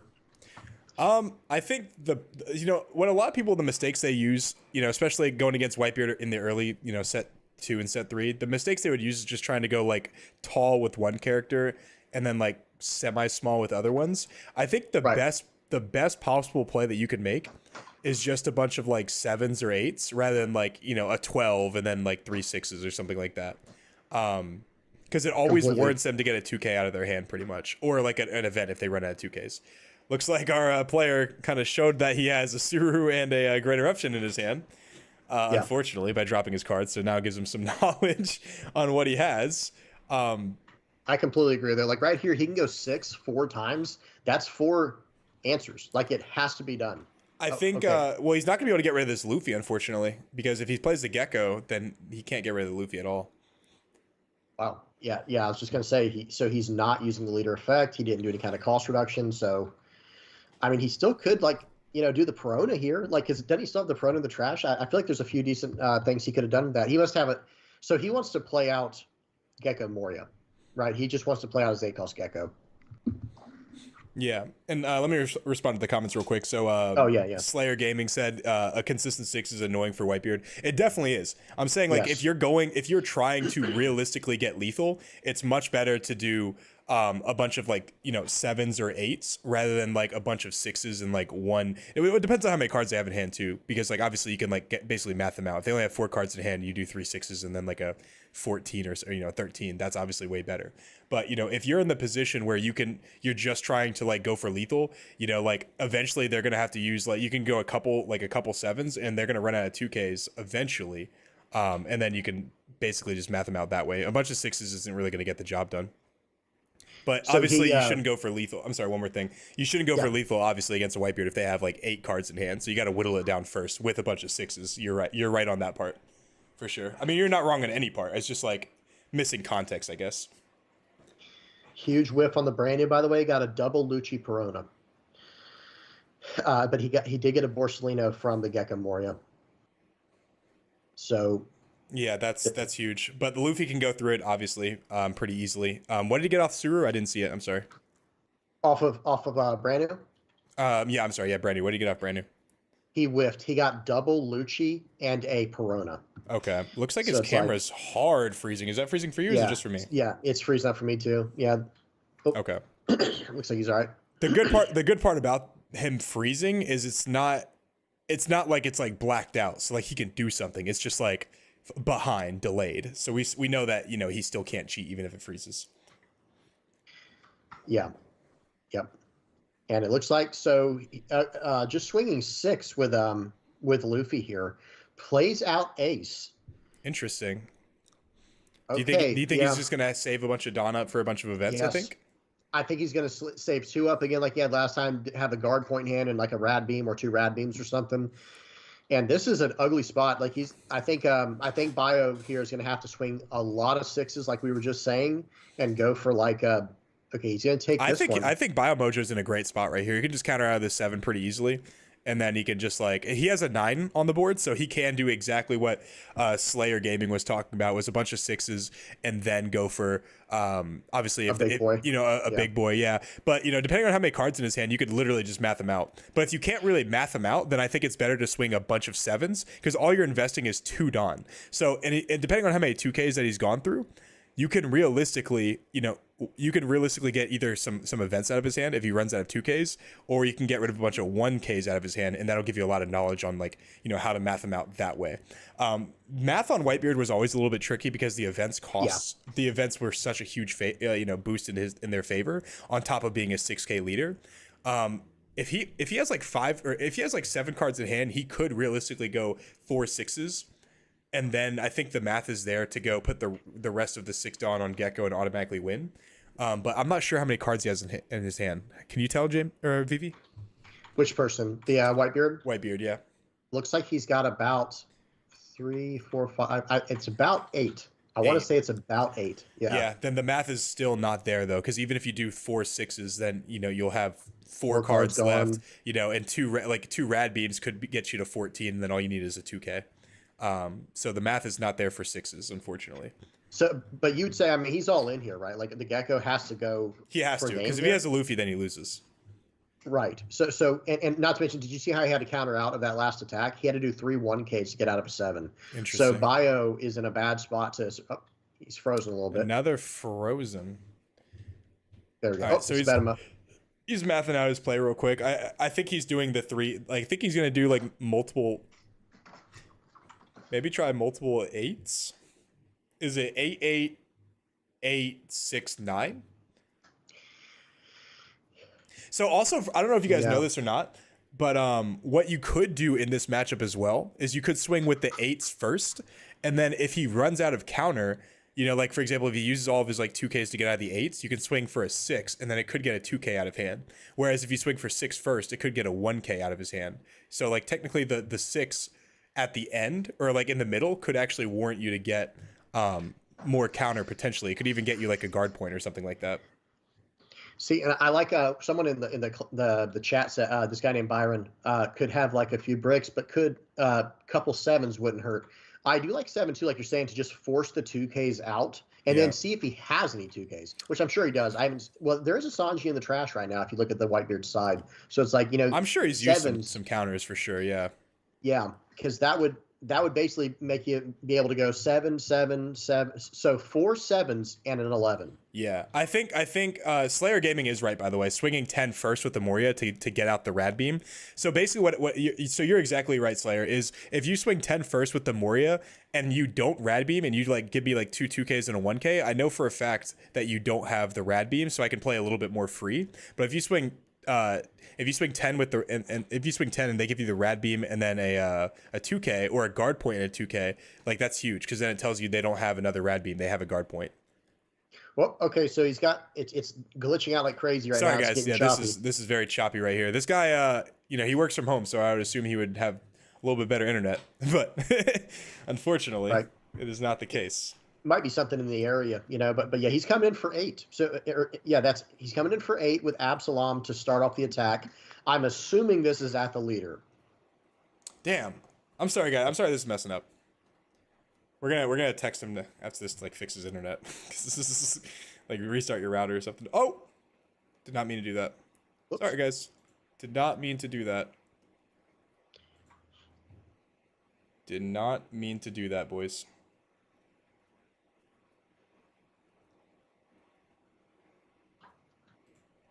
Yep. This is just technical difficulties, guys. This happens. Yep. We do apologize. You know, it's no one's fault. This is just in the age we live in with the internet. Getting, you know, just being able to do these tournaments is actually like a privilege. You know, it's an amazing thing really to be able to do these. But unfortunately, it does come with a few setbacks. There's a few glitches that happen. You know, but nothing shady is going on. It's just a simple internet. Okay, so the 8,000 power attack gets met with a guard point. Okay, cool. So that's going to put him at 9. He only has 7 Dawn left to work with here. And he's going to go 8 again with Perona. Okay, so 8 with Perona. And again, I'm assuming these are at the leader. I could not imagine he's swinging. I'm not going to lie. I think I prefer the 7s here. I think I prefer a bunch of 7s because he can go. Yes. Because he can go. I think he's going to go 8 8 7 7 9, or he can go. I think it would have been better to go 7 7 7 7 11. I think that would have been the better math right there. I'm not entirely sure. I haven't really been doing it in my head, but I think the 8s aren't as good as the 7s in this department. I tend to agree. Like, I actually think that's really nice. But the one good thing, 2K, okay, 1K, so the 8 is met with a 2K and a 1K, which possibly means he might not actually have a guard point. and he's only got 5 left in hand. Yeah. So I think he's going to have to load everything up on his Gecko here. He might have to chance it at this point, No, or no, actually no, no, go no. 2 I was gonna sixes. say 2 sixes. Yeah, at Yes, this point, yeah, the yeah. 2 sixes is better Are because huge. Two sixes are two huge sixes here. would get 2 cards out of his hand, which make him at 3, and he'd have an 11. So he'd have to get out of an 11 with 3 cards in hand. Right. I think that's the right call here. Whereas Yes, opposed to if he absolutely. does 2 7s and a 9, he'd have to have 2 2Ks and then a rad beam, as opposed to 2 1Ks, a rad beam, and a 2K. And he grabbed 1 Dawn there. He's definitely thinking about it. Okay, Bio, you know what to do. Okay, pay 1. Pay. No, there's no, No, way he pays. no. No. There's no way he pays No. 1. He dies here. There's no chance. What is this? No way. Is he gonna Ice Age? Okay, hear me out. I Make think him he's gonna have it, Ice guys. Age. Make him have it.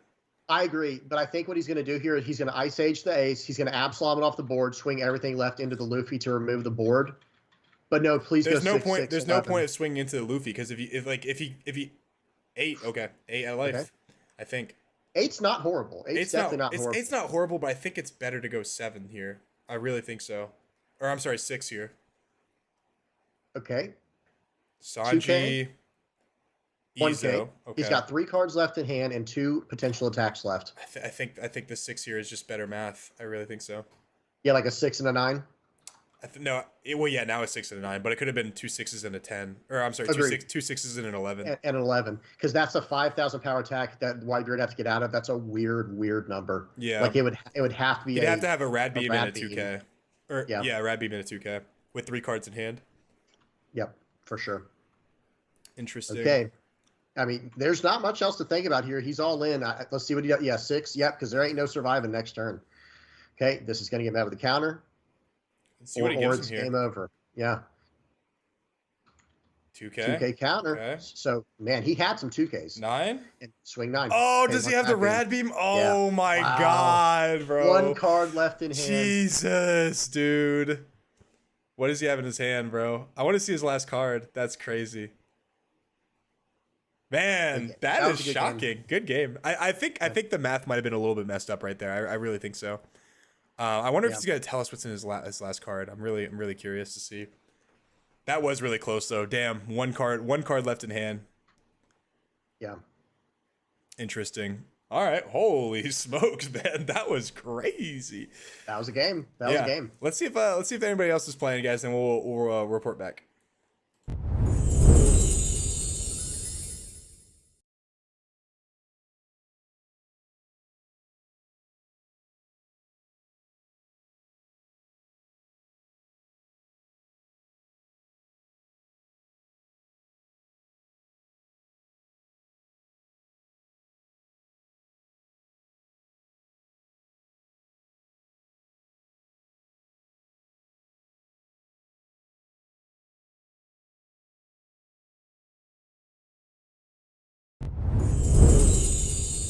All right, guys, looks like we got a little bit of a cat and mirror right here. So we'll go ahead and show you that. We'll fix our screen just a little bit. Gosh, this angle. This guy's upside down on us here. Oh, yeah. Those always gave me headaches every time I saw them. Me too, man. That's Yeah. silly. But I'm thankful he decided to play still. All right, cool. We got everything set up perfectly. Everything's good to go. Looks like we got a yellow mirror, so let me go ahead and change the slideshow real quick. Also, guys, let me ask you guys a question for those of you guys in the chat. So this tournament was a $10 entry, and then it made it so like more people can join. It was more easily accessible, and there's obviously a giveaway attached to it. Oh, it looks like the game's over right here. But what I wanted to ask you guys is, would you guys prefer like a $30 entry, but like the prize support is just so much bigger? That way it could be like almost like a pseudo regionals. Would that be more appealing to you guys on like a weekly basis, or would it be like the $10 locals and you win like anywhere from like 100 to like 300? Obviously more maybe if we get sponsors and whatnot. What would you guys prefer?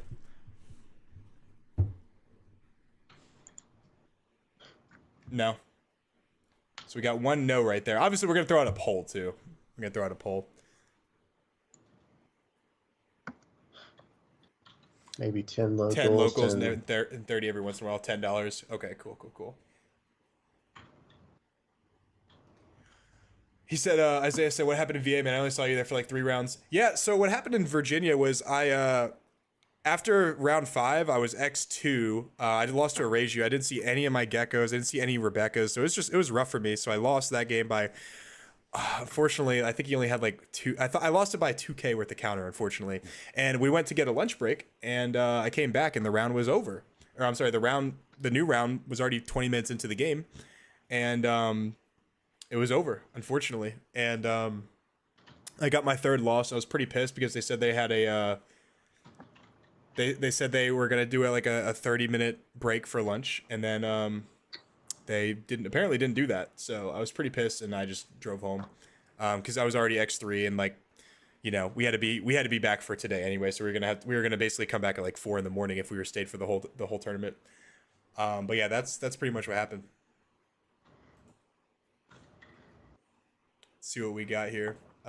Check out table 14. Oh, looks like table 14 is still playing, so we're gonna go ahead and pop out real quick and then Nice. check that out. Yeah.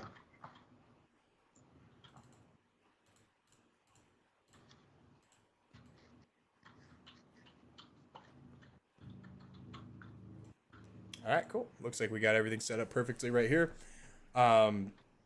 Looks like we got Gecko versus Katakuri. Yeah. Yeah, VA was definitely a crazy. It really wasn't supposed to be that bad. I looked at the GPS guys, and it was only like 8 hours and like 9 minutes or something. But like if I speed, it'd be like 7 hours and 30 minutes. Or I don't know the math on that, but that's what I was thinking it was going to be.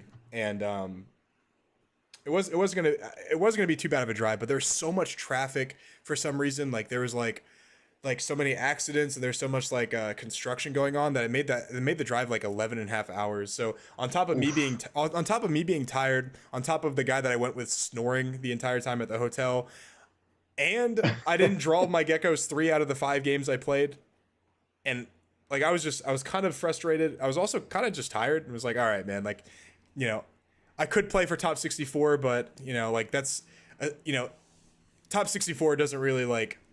I'd rather not play for top 64 and get like a good night's sleep and kind of like refuel for this tournament. Like obviously wake up a little early and take care of everything we needed to take care of, than to get top 64 and then, you know, come back at like 5 or 6 in the morning, then be up to do this. So I made a sacrifice, and I think it was the right call. This is running pretty smoothly thanks to our judge David and then VV Theory.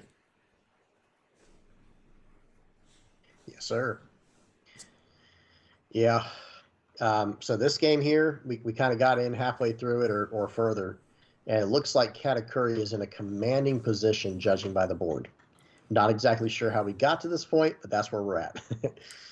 Yeah, I will say that it is easy for Gecko Moria to lose board control if they don't play right, and 2, if they don't draw Sabo, and also depending on who goes first, right? So if you go first against a Katakuri, and you are playing Gecko, you can protect whatever Thriller Bark you have with a Sabo, and then the next turn go really wide and also tall with a bunch of 7k attacks, while also using Gecko Moria's leader effect. So that's huge. But, you know, if you go second and they mulligan for like Gadatsu, you know, on curve, like even, you know, play, you know, 7 cost Big Mom on 9 Dawn, double Gadatsu is a really powerful way to control the board and just keep it up, or, you know, keep it up into the late game. So, you know, and the game can kind of get away from you. So it does look like our Gecko player is in a pretty awful spot. Yep. I don't really see a way for him to win. Black doesn't have any rush characters except for Rush Lucci. Can you imagine that? Hey, maybe soon, right? Maybe Put back the 2 7. Lucci CP9 cards in the trash and then just play Rush Lucci. That'd be so lit, bro. That's right. Like maybe an OP07 with the new Lucci leader, but not now. No way. Yeah, no chance. Yeah. That's hilarious. But yeah, so I don't see a way for him to come back here unless he plays somehow like 10 cost Doflamingo or something. 5 into Pero. 5 into Pero, and he's gonna get a card. He's gonna get a what is that? A Monde? I couldn't even tell. It was really pixelated. What was that, guys? Yeah, did anyone know what that was? It was a 2 cost, or I thought it was a 3 cost, so I thought it was a Monde as well, but it could have been a 2 cost as well. It could have been like a, well, actually no, he can't grab Sanji. Yeah. Now, he does have a cat in his lap, and that could be considered an unfair advantage. It could be, Yeah. dude. It could. It looks like a black cat as well, and that's pretty much doom for any thriller bark because cats love chewing on like bones and stuff, right? Just like dogs. Yeah. So it's obviously a natural advantage. Joey, next, what do you call it? Like online tournament you should play with Baxter in your lap. Dude, backs. Yeah, I should play with like my 130-pound dog in my lap and just Yeah. Dude, that would actually drive me nuts. I get really hot in my room, and Baxter's like this big fur coat, bro. I would be dying. That would be incredible, man. Oh, man. That's a must, man. I mean, if you want the advantage, you're gonna have to do it. But Yeah. no, that's too good, man. Could bring me good luck, man. Absolutely.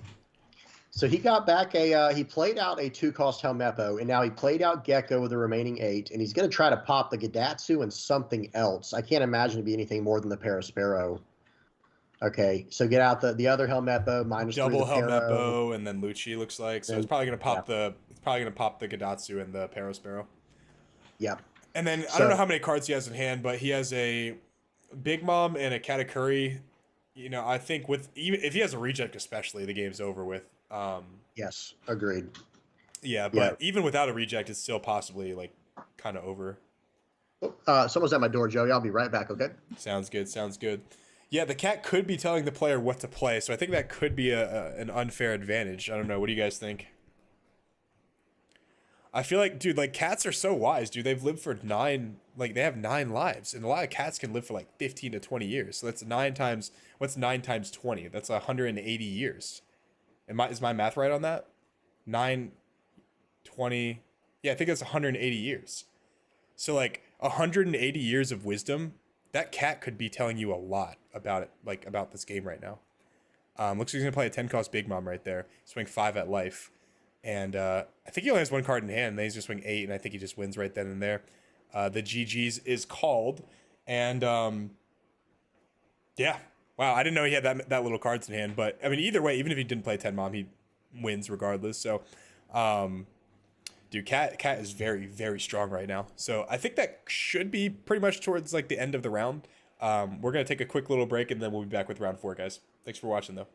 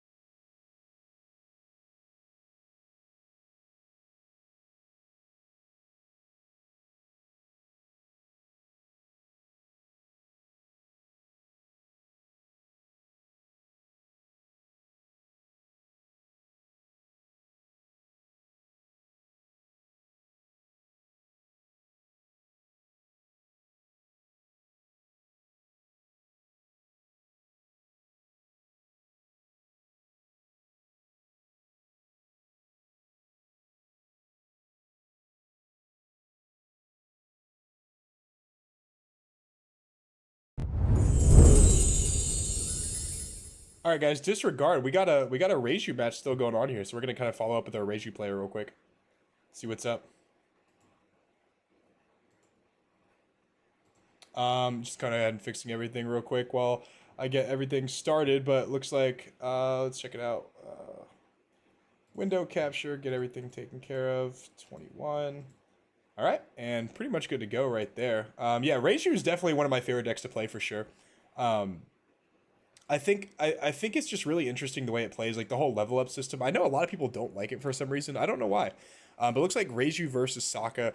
If Sokka does draw the Gecko in the stage, it does feel good, but you still need to see a bunch of cards on top of it to beat Reiju. I do think that the stage version is a little bit worse into Reiju than the non-stage version, because like you have more like consistent removal. Or I'm sorry, cost reduction. And then you also have like the Lucci as well, which is just a big play and a body on board. Whereas, you know, with the stage, it's more about like controlling the board through bottom decking, but you're not actually establishing as many bodies, like as many threatening bodies. Like you're not establishing like, you know, Lucci. You're instead playing like a Hina, you know, instead of that. So he's gonna swing 9 at life here, and the Reiju player is gonna go ahead and take it, and he's gonna swing 6 at life here, probably minus the queen, yeah, and queen just goes ahead and blocks, and then gives him a 1k. Okay, nice. Okay, and then a 6 at life here. I think he has plenty of cards in hand, so I don't think he's too worried about dying here. But he only has 1 life left, which is really interesting here. So I wonder what he's going to do with that. He's going to swing 6 at something. I don't know what. I think it's probably going to be queen. I think he pointed. Try to get another card out of hand. Yeah, I think he pointed the queen, or he minus the queen. One of those two. Very nice. I just realized I had a hole in my sock too, so that's not very fun. Unlucky. I know. These are my favorite Adidas socks too. See, yeah, that's rest in pepperonis right there. Yep, rest in pepperoni. But yeah, so hop over to this Reiju game. Very nice. How did that game conclude that I had to hop out for? Which one? The Katakuri game? Yeah. Katakuri won. Gotcha. It was a mirror match. I was like, wait a minute. Yeah. I actually don't remember. It was like they like scooped like pretty much as soon as you left. So I forgot who. Well, no, it was Kata versus Gecko, wasn't it? Oh yeah. Kata won. Yeah. Kata won. Okay, gotcha. I'm thinking of like the other round that we saw like towards the end. Yeah. But yeah, Kata won that. He played 10 mom, and the Gecko player only had 1 card in hand, and he just swung 5 and then 8. Game over. Pretty much. Yep. So it looks like he's going to play another Gecko. Gecko's going to replace the Rebecca, and then Rebecca's going to get back a Hina, and then he's going to play the Hina. Nope, I guess not. He's just going to get back a Hina. Interesting. I guess he just doesn't have another counter in hand. But I think he's able to wall off enough with 2 blockers here, unless he like does something crazy. I don't think Reiju has an answer for 2 blockers, especially with how many cards that the Sokka player has in hand. With 1 life left, I think Sokka is definitely in the driver's seat right here. Yeah, I feel like he would need some type of Ikiji and the Neji. You know, bounce 1 and then swing in for whatever you can with but again, like you said, there's just so many cards in hand for the Sakazuki. Yeah, you know? For sure. And I don't know if he has the Dawn for that. He needs 7 Dawn for Ichiji and Niji together. So I don't know how much Dawn he has, but I don't think it's enough. 4, 6. Actually, I think he does have it. I think he has 7. I think he has 8, 7 or 8. Yes. Yeah, okay. That'd be huge. But he's tapping 2, which is not a good sign. Oh, Duval. Okay. Wow. Duval. Okay. Let's see what Duval does here. I wonder why he plays the Duval here. I guess it's just a good card, like going generically like a blocker. Yeah, maybe. And just something, I guess, to set the top of life a little bit. Yeah, I don't think this, whatever he's doing here, I don't think is necessarily the answer, because I think he just dies next turn to 2 Gecko swings and a Lucci. And he's going to level up, draw a card off the level up, and that's going to be what? What is that going to be? 3 left. Probably minus the Lucci and swing probably 6, 7 at it. Yeah. Or he could also play the Niji as well to bounce the Lucci to hand. Neither of which is really that good though, because if he bounces the Lucci to hand, he can just pop the Duval with 4 Dawn. Right. Yeah, and he's got the 2 blockers if he really wants to keep him around. It's going to be so hard to deal with this. Yeah, he has 6 cards in hand. One of them's a Hina, though, so you know that only 5 of them could potentially have counter. Maybe even more, depending on, you know, if he knows somehow revealed whatever he's going to draw with, like Tashigi or Brandy or something. 2 Virgos. Oh, wow. Okay, 8 at life here. So what was he searching with Duval here? I don't know. Yeah, I mean, I guess he was like trying to find like Niji or something like that, and swing like maybe like 8, 9 or 9, 9 or something like that. And this is not a great situation to be in for the Reiju. That 1 blocker might as well not be a blocker, right? Like there's no way that thing even survives. I think, like from just removal, because that's a Hound Blaze without even having to invest into a you know, whatever it's called. Cost reduction.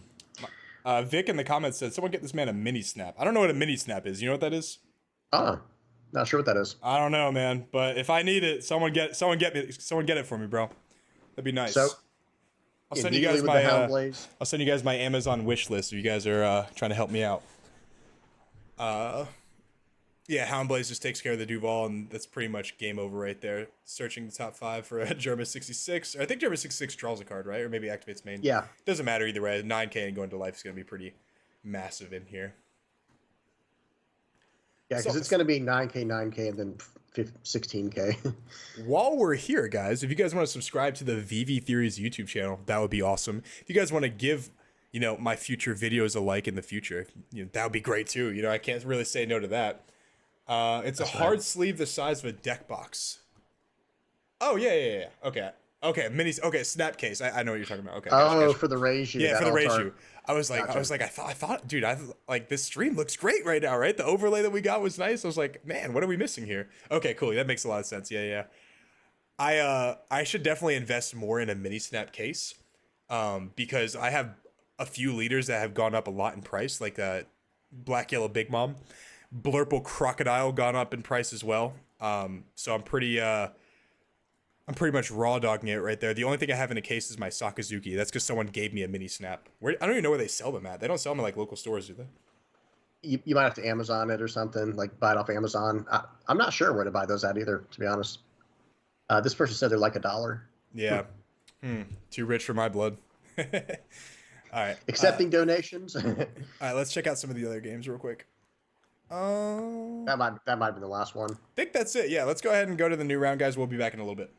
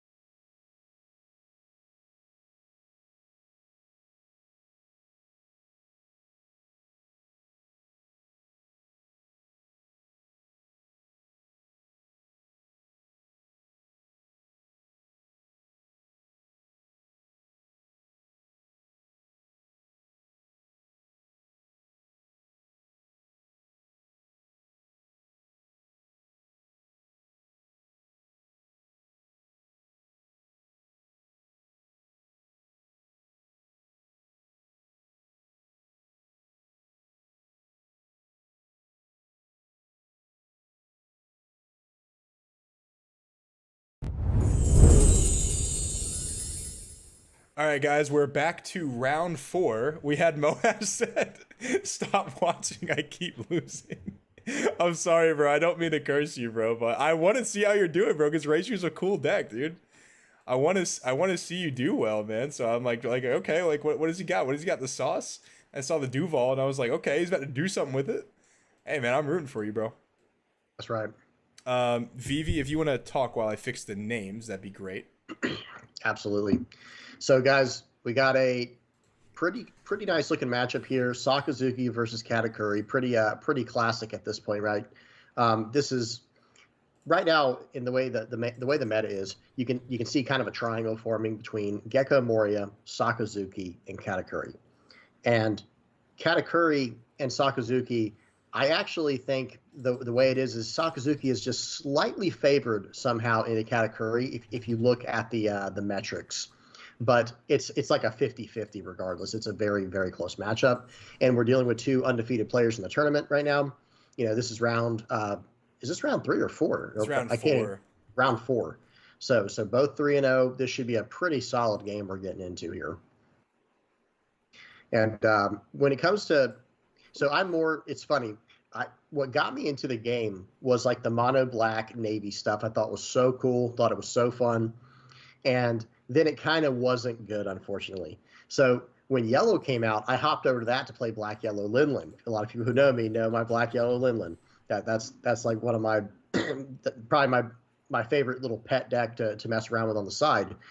But when Sakazuki came out, I had almost fallen out of love with the Navy cards at that point, especially when the trash interactions started happening. That's when I kind of checked out. Still a good deck, and I've still played it and done very well with it locally. But now I feel like I'm almost more of a yellow player these days. It's funny, like I guess, and not, I got to specify, not like the trigger Katakuri player types. I still like to do this stuff that's outside. Guys, don't listen to him, bro. I've played multiple tournaments with him at locals, and he's had a Nell, he's had Katakuri, he's had Sakazuki. Like, this dude's a meta slave behind closed doors, bro. Do not let this guy fool you, bro. Yeah, I'll say, James, what are you playing today? He's like, oh, I'm playing Whitebeard with Moby Dick. Oh, okay, gotcha. Feel like this dude wants to win at all costs, bro. He's a tryhard. He's a sweat. I will not play a mono red deck. I don't think. Like red green's as crazy as I would go with that. Like and red yellow Sabo when that comes out because that just looks like a lot of fun. Man, I don't like Ace was fun though. I really liked playing Ace. Oh yeah, I remember you playing that Ace. Yeah, and for the record, guys, the only time I played a Nell was when I came up. I didn't even come to play. Remember that? Yeah. Like I just came up to the one of our locals. I was like, oh, hey, what's up, guys? Like, hey, are you playing tonight? I'm like, no, I didn't bring a deck. And then our good buddy Mark was like, here you go, NL. I'm like, okay. And it did pretty well. I think I went like 3-1 that night or something. It's a solid deck. It's a pretty good deck. Zoru said, how did you do it in VA? I didn't do great. I had a chance. I was 3-1 going into round 5, and I was doing fine. I lost round 1 because I got like double triggered Great Eruption on me. He Perona'd me, and then also I didn't see Gecko. He didn't see Gecko either, so it was pretty rough. But yeah, I didn't do the greatest, and then I got a round 6 loss because they started lunch early, and like I came back and there was like 10 minutes into the round. No one told me that there was a what is it called? No one told me that they started the lunch break early. So yeah, I just got my 3rd loss, and I was like, yeah, I'm gonna get out of here because it's a long drive back to Jacksonville. So didn't do exactly what I wanted, but we have Arlington coming up. I think I'm gonna go to that, and then there's Kissimmee and Oviedo, whatever you call it. So we got I got a spicy deck cooking up too, guys. I'm not gonna play Sakazuki in my next tournament. I'm gonna play something very spicy. I think, hopefully, we'll see. It could also still be Sakazuki. Yeah. Well, the game did get started. We got Cody let's see, the Sakazuki player is going second, and they got a turn 1 stage. So that's a pretty ideal start. But with Katakuri going first, he is going to be the aggressor here, and he started off with a Parasparrow on turn 2. It seems like Katakuri does want to go first these days. I want to respond real quick and congratulate Zuru for getting 65th. Sorry you got bubbled out, buddy. But yeah, dude, Dang, 5 into life, and he triggers into a Satori. So now he has 2 bodies on the board. Plays a brand new. Brandy's going to go ahead and probably get a Hina here, more than likely, unless he wants to Helmeppo in hand for like a counter or something. But dude, he's got 3 Hinas already in the trash, which is really unfortunate. And did go through a Gecko, unfortunately, which is not what you want to see. And then you Houndblaze the Parasparrow. Yeah. He just doesn't want that kind of pressure. And then it puts it in the trash, but should go into the bottom should of be the bottom stack. deck. Let me go ahead and say that real quick. Oh, he did it. Okay, cool. Cody's So, on very top good. of it. He's on top of it. Oh yeah, not gonna let that slip. Not that it mattered at that point, right? But still, that's the technically correct way to do it. As long as he didn't do the on KO, that's all that mattered. Yeah, it could matter if you played against like Black Yellow Big Mom. You put that in the trash and you just play Pero off your Gecko. That'd be nasty, bro. Off Gecko, that'd be pretty cool. Yeah, putting Gecko or putting in a Pero, that'd be pretty nice actually. But yeah, we got a dude. Okay, you got me cooking right now, dude. What if I make a Black Yellow Linlin just straight up Katakuri and add in the 8-cost Geckos, dude? That could be a lot of fun, man. Could be a little something, bro. A little saucy. But yeah. Okay, so swinging 5 with Satori that the Katakuri is, now swinging 7 with leader effect, looks at top card, says put that at the bottom. So very potentially a defensive trigger there. I'm not gonna lie, bro. This is not how you want to start off with Sokka or Kata? with Sokka. No, Kata is definitely on a very good track to high rolling this game right now. This is definitely not what you want to see going against Sokka. And look, it's too late for him to even play Kuzan now. He needs to deal with his board now, and he could definitely do that with the Ama sword, like the Murakuma. Out of the Murakuma sword, yeah. So he could play he could hard play the Hina to reduce the what's it called by the Satori to 1, and then he could use leader as well as I think that's exactly what he's going to do. I think he's digging for it too. So he could use the leader and stage to minus the Okiku to 2, and then he could hard play Hina to put the Satori to 1, and then he could bottom deck both with the lightsaber. And that's exactly what he found right there. Look what he got. All right, Very boys. Nice. Got the search. I got observational hockey, bro. This is exactly what he's going to do. I'm very, very excited. Now, the worst thing that can happen right here is another trigger. If he triggers into something, that'd be terrible. And he doesn't know what his top life is. Remember, he bottom decked his last life. Yep. This is not what you want. If he triggers into something here, it'd be not good. Because he's going to play 7-cost Big Mom next turn, ideally. And then he's going to swing for 5. So if he has another body to attack too, that'd be bad. So he's going to not trigger it, thank God. No trigger. All right. No I'm trigger. obviously going for Cody because I'm a Sakazuki player, of course. So I have a little bit of bias, but, you know, it's okay. I still love everyone that played in this tournament. There's that Hina coming back. Yep. And then Amina Murakuma sword. Very nice. Man, I want to commentate a regional so bad, bro. Like, I feel like I have such man. great insight as to what's going to happen. Like, especially as a Sokka player. Like, I literally said, as soon as I saw the board state, I was like, he can definitely do this with this much Dawn. Yeah, I would love to commentate a regional. We got to get on that, Joey. We got to get there. If any of you guys know anybody that does like, I mean, I can talk to a couple people probably like, you know, maybe PPG or something like that. But I would love to commentate one of the regionals coming up or a Treasure Cup or something. So if you guys know anybody, let me get the inside scoop on that. I'll love you forever. Same with VV Theory, of course. If we could commentate one together, bro, that would be crazy. Yo, that would be insane. So good. Yeah. I'm hoping we can do that, guys. We should lobby for that. So, you know, write PPG some emails, write Top Cut some emails, write Carta Magica some emails. That'd be great. Please, man, that would be incredible. That'd be like a dream come true for me. Yeah.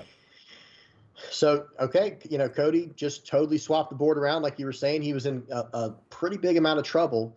But Sakazuki, being the control deck that it is, with the answers it has, he was able to, you know, trudge his way out of that. And now he's going to give him a life.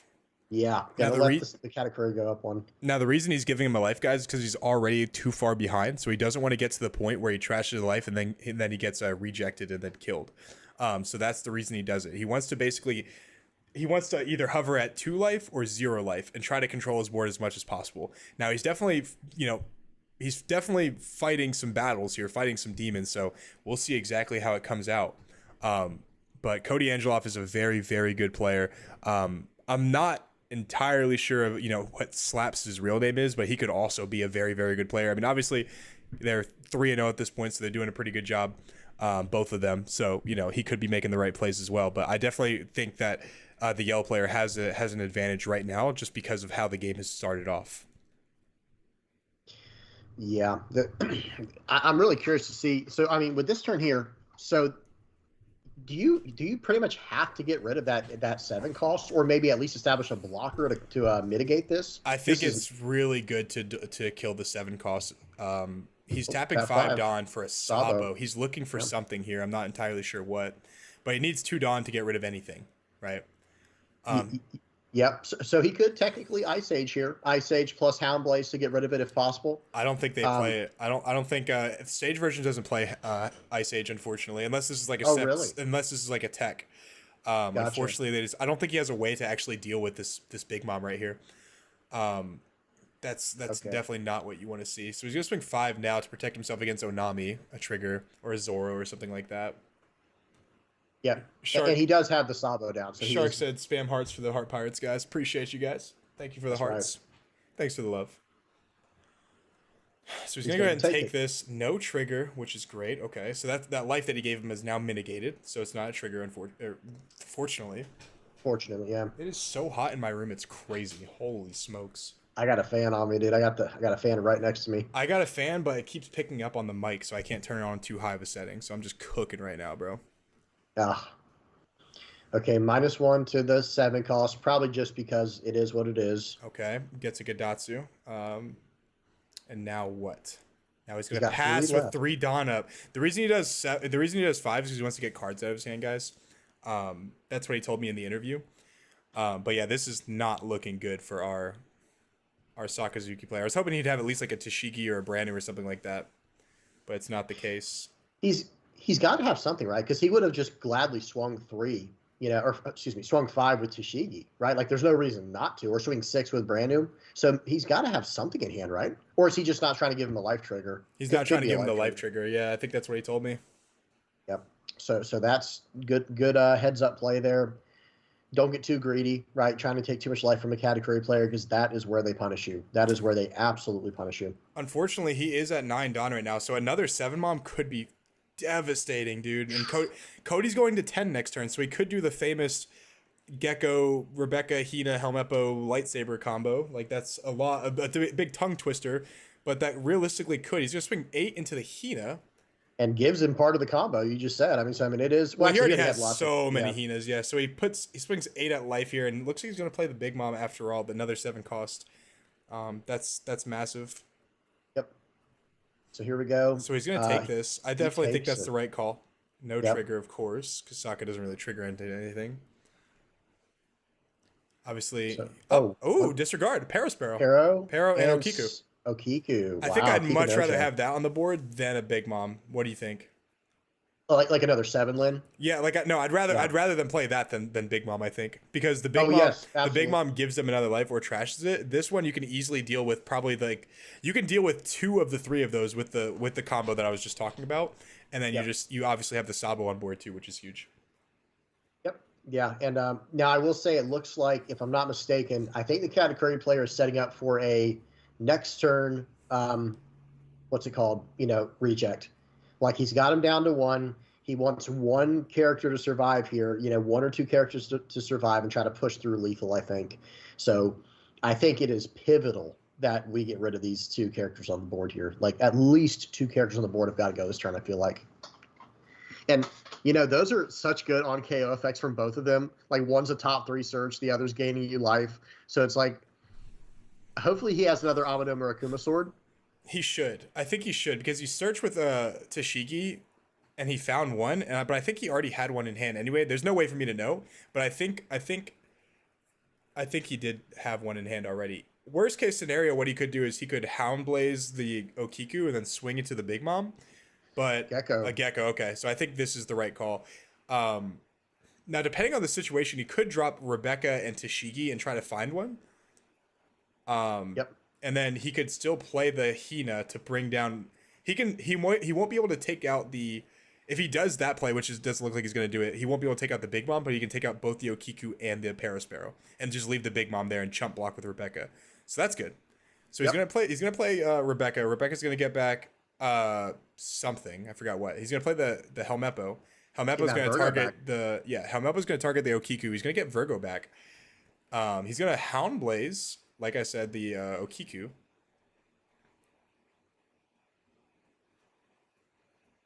But what is he giving? What is he giving plus 3,000 to? Is this the One Piece Super Bowl? It is not, but the One Piece Super Bowl could actually be coming up, so we'll see. I mean, depending on how you guys feel about the stream, it could be like the Super Bowl. If it's so highly anticipated and we got some great players, it could be the Super Bowl, bro. I mean, we got one of the best players in the world right now with Cody, and I'm not entirely sure on slaps, but he seems to be playing pretty well for the most part, so he could be very, very good as well.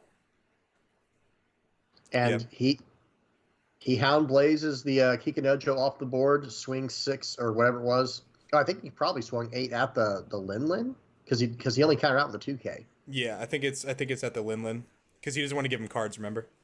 Yep. He doesn't want to give him any triggers. He wants to slowly win this game, and depending on what his hand, he might be able to do that. He ideally wants to, like, if he plays 10 mom here, it'd be very bad. He does not want to deal with the 10 mom here. Hopefully, he just bricks. 10 mom would be devastating right here. Yeah. I feel like you just slam that if you have it. You can't take out the 10 mom. You can't take out the 10 mom with like a very the 10 mom is with the stage version is really hard to deal with, unfortunately. You have to have like I said, the whole Gecko combo that he had last time, but you can only kill the 10 mom, and there it is right there, unfortunately. There it is. Yep. And you do that before swinging because he only had 1 life left, just in case he took it. That would waste your attack. So it's like he did that in the right order. You just turn everything sideways here if you're Katakuri, right? For sure, yeah. He swings, force every card out of hand. 5 here is going to warrant a Sabo block for a free block, and then another 5 is a 1K counter, and then he's going to block out with Rebecca with the 7K, or with the against the big mom. Yep. Completely. And he's just going everything. Yeah, he's just going face here. Yep. And this is going to get blocked with Rebecca more than likely. Unless he wants to save Rebecca for like a Sabo or something. 2K or something. Yeah. He could save Rebecca for a Sabo, but I don't know how good that would be actually. I think he's in a horrible position, unfortunately. Yeah. This is a less than ideal situation here. So, and now if the Katakuri player does draw reject, I don't know what, I'm sure he runs in his list, but who knows if he does or not. If he's running reject now, it's just meant to KO the Sabo anyway. It's one of those, like, that card is just so versatile, so powerful. It's too versatile is the problem.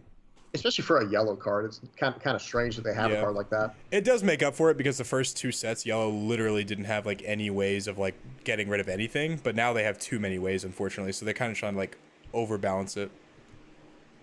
Gotcha. And it looks like Taboo said that Slaps is indeed running reject. So yeah, he's running reject. That is a straight removal spell right now for that Sabo. So Cody's going to need a massive turn here. The Sakazuki player is going to need a massive turn here. Yeah, this is definitely not what you want to see as a Sakazuki player, and I am a Sakazuki player. So can you guys let me know if you guys can hear this fan or not too, because I'm putting it on my face because it's really hot. But if it's too loud, then I will go ahead and make it a little bit further away. I'll be a little bit cooking, but not too much.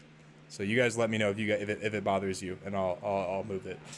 But yeah, he's gonna swing 5 into something. It could be the Pero here. I think it's got to be, because there's no way he's going for game this turn. He's got to start eating that board up, or eating, because he only has 3 cards left in hand. The Katakuri only has 3 in hand.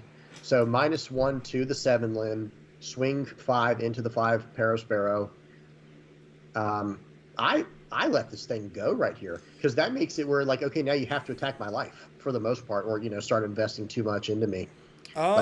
It depends. I don't think he should really let it go here, in my opinion, because if he lets it go, like all Cody wants to do is control the board here, and if he's able to control the board, it doesn't matter how much life he has, because he can just keep bottom decking stuff or killing stuff. So if he's able to just keep swinging over and over again with these Parasparrows, it's just getting rid of a blocker or 2 cards that I've had every single time, and that's just exactly what the position you want to be in is. So what does he search off the Paro? He got a Strusum 2K. Okay, well that's not what you want to see either. Yeah, I was gonna say, but at the same time, I mean, like, I'm fine letting that card go, because he only had 3 cards in hand, and it's like what Cody has to deal with now is the big mom, and like I said, if he has a reject in hand, this game is over. Unless, let's see what he gets here. Let's see if he gets back. He'll probably get a Borsalino, and I don't know, Rebecca. Okay, it's better than nothing. Yeah, this is still a good play. Yep. Gets a Tashi search. Let's see if he can get any kind. He might need. I don't know if he's searching for a 2K or removal at this point, or a popper if he already has removal in hand, or cost reducers if he already has something to pop in hand. This is such a tough spot. That is a really good looking play map, by the way. Pirate Crew, you're exactly right. Yeah, it is. Yeah, I mean, he can deal with this. He can deal with the 7 cost, but he can't deal with the 10 cost. So hopefully he doesn't have like a reject here. Because reject would just kill the Rebecca, and then he can swing super tall and just get rid of like every card from his hand. Yep, exactly. And okay, it looks like he's going to get a Virgo. He wants a 2K counter here, or maybe that's all he could get. Yep, and Rebecca's effect is going to get back a what is it called? A Hina, bring it down to 2, and he's probably just going to Hound Blaze it. Yep, and get rid of that Tashigi he just played. That's like a perfect little synergy there. Okay, Lucci. Interesting. Does he want Lucci? Maybe he has no way to remove stuff. Well, I mean, he can't play the Lucci this turn, so maybe he's like setting up for next turn. Okay, that makes a lot more sense. Okay, and then obviously put down the Big Mom to 2, and then of course a Hound Blaze is in order. Leader effect. Leader effect. Discard a Virgo. Interesting. He must be trying to find it. Does he not have it? Maybe he only has like an Omnium or a Kumas. Okay. No. 10 into Linlin, I'm sure, right? What is he going to use with the other Dawn is the question. Yeah, I don't know. You got to save this. You got to save this. He has to save this. He cannot let this go. But does he have anything in hand? We know he has one 2K, so he has to go 2K 1K here or 2K 2K. There's no way that he can remove it with one Dawn. So I think like that Linlin is staying. Yeah. That Linlin is staying on the board. Yeah, he saves 2K it. 1K. Yeah. Yep. He only has 2 cards in hand, unfortunately. And he's gonna play a Tashigi. Dude, I think going 11 there would have been better, dude. I really think so. Could have forced him to have double 2Ks. Right. Yeah, because of how limited his hand is. Yeah, I think going 11 there might have been a little bit better, personally. I think he might get one more turn, maybe. Oh, and there's the Hound Blaze. There it is, dude. That's not what you want to see, unfortunately. Oh man. Unfortunate. All right, so not looking great for Cody right here. I think he just wins, basically. He can swing like 9. He swings 12, and then it automatically gets rid of the Rebecca. And if he has a reject here, it's super over, right? Like the game's over. Yep. But it just goes to show you, bro. Like you could be such a good player and just not have answers for something. Like you just won't have the cards sometimes. This is where a best of 3 would be nice. I was telling Seb that, Seb in the obviously Sebastian, right? But Seb on the in the comments, for those of you guys who don't know, I was telling him that the other day, like when I was doing not too hot at the Virginia regional, I was like, bro, like sometimes sometimes it is complaining, right? Sometimes it is copium, right?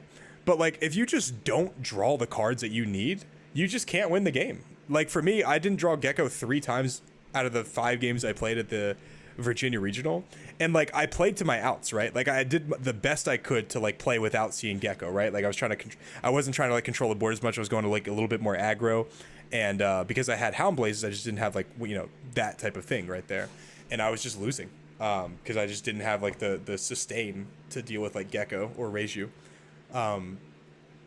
And that just goes to show, like I said, you could be literally the best player in the world. You can be like the guy who won Worlds, and if you just don't see what you need to see, it's over with. So he's gonna swing 11 here with the Big Mom, and he's gonna swing 11 at life, and I think the game is a little bit over, unfortunately, because Yep. And then he had so much counter in hand, so it wouldn't have mattered either way. He had 3 2Ks. Jesus, dude.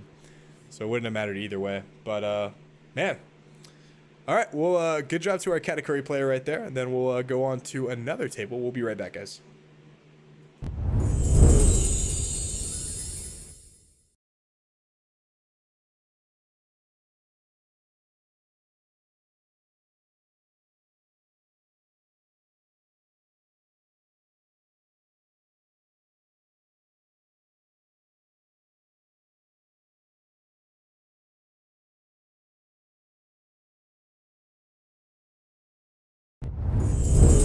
I'm in. All right, guys, we got Zoro versus Reiju right here. This is really interesting. Man, I really don't like this angle.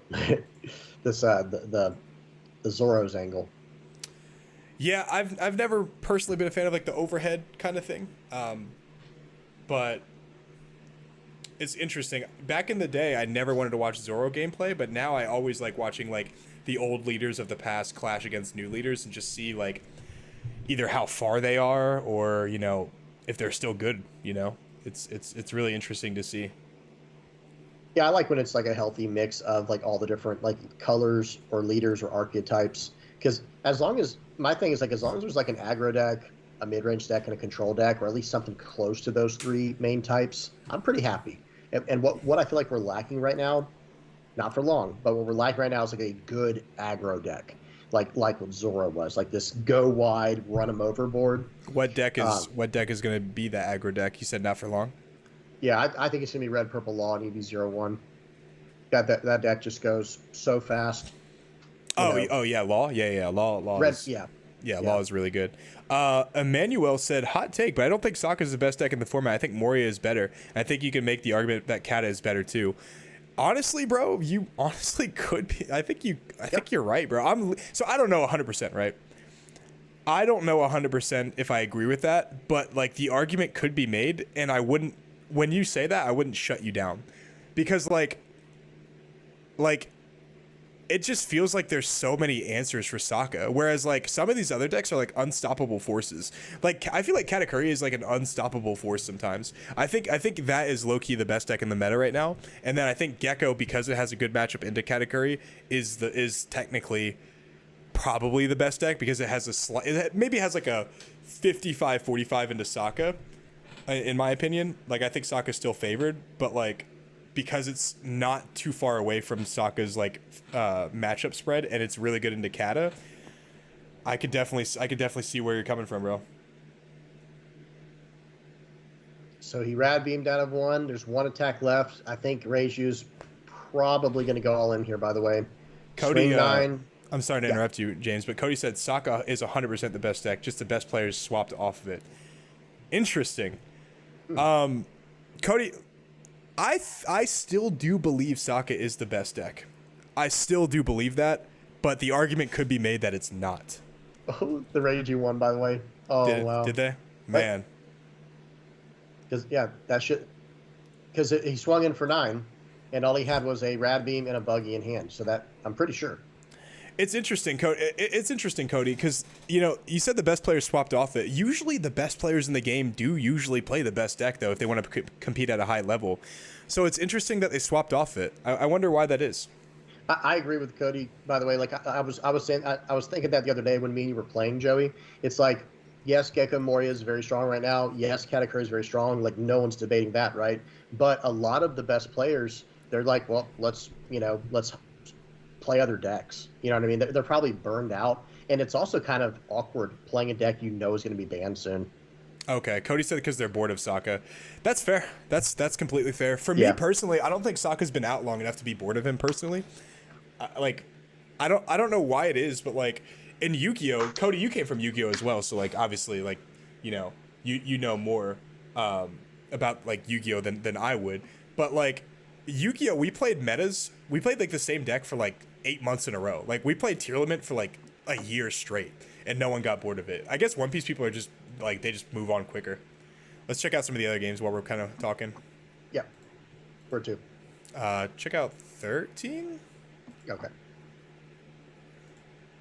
They're saying no, don't look. Okay, I got you. Game's over. All right, guys. We'll be right back. Sorry about that, guys.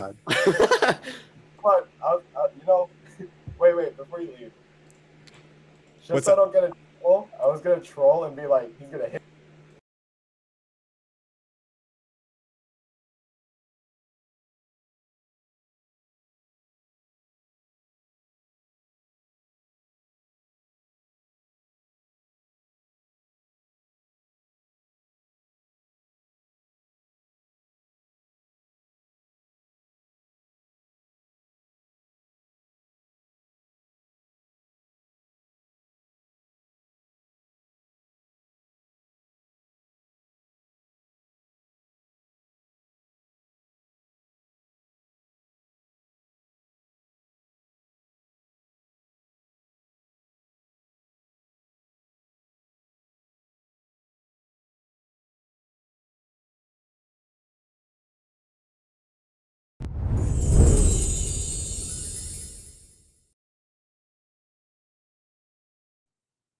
All right, guys, we are back. We got the last game of round 4, and we will check this out and see what needs to be done.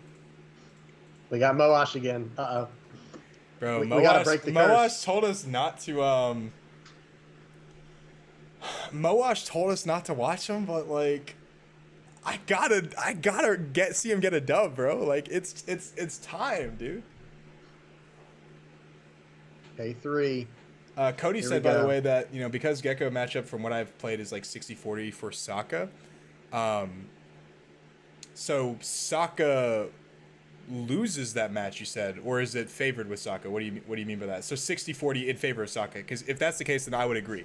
I would think it's probably like 55-45 in Sokka's favor, but I could definitely see it being more than that. So looks like he's swing 10 at life here. Does he have it?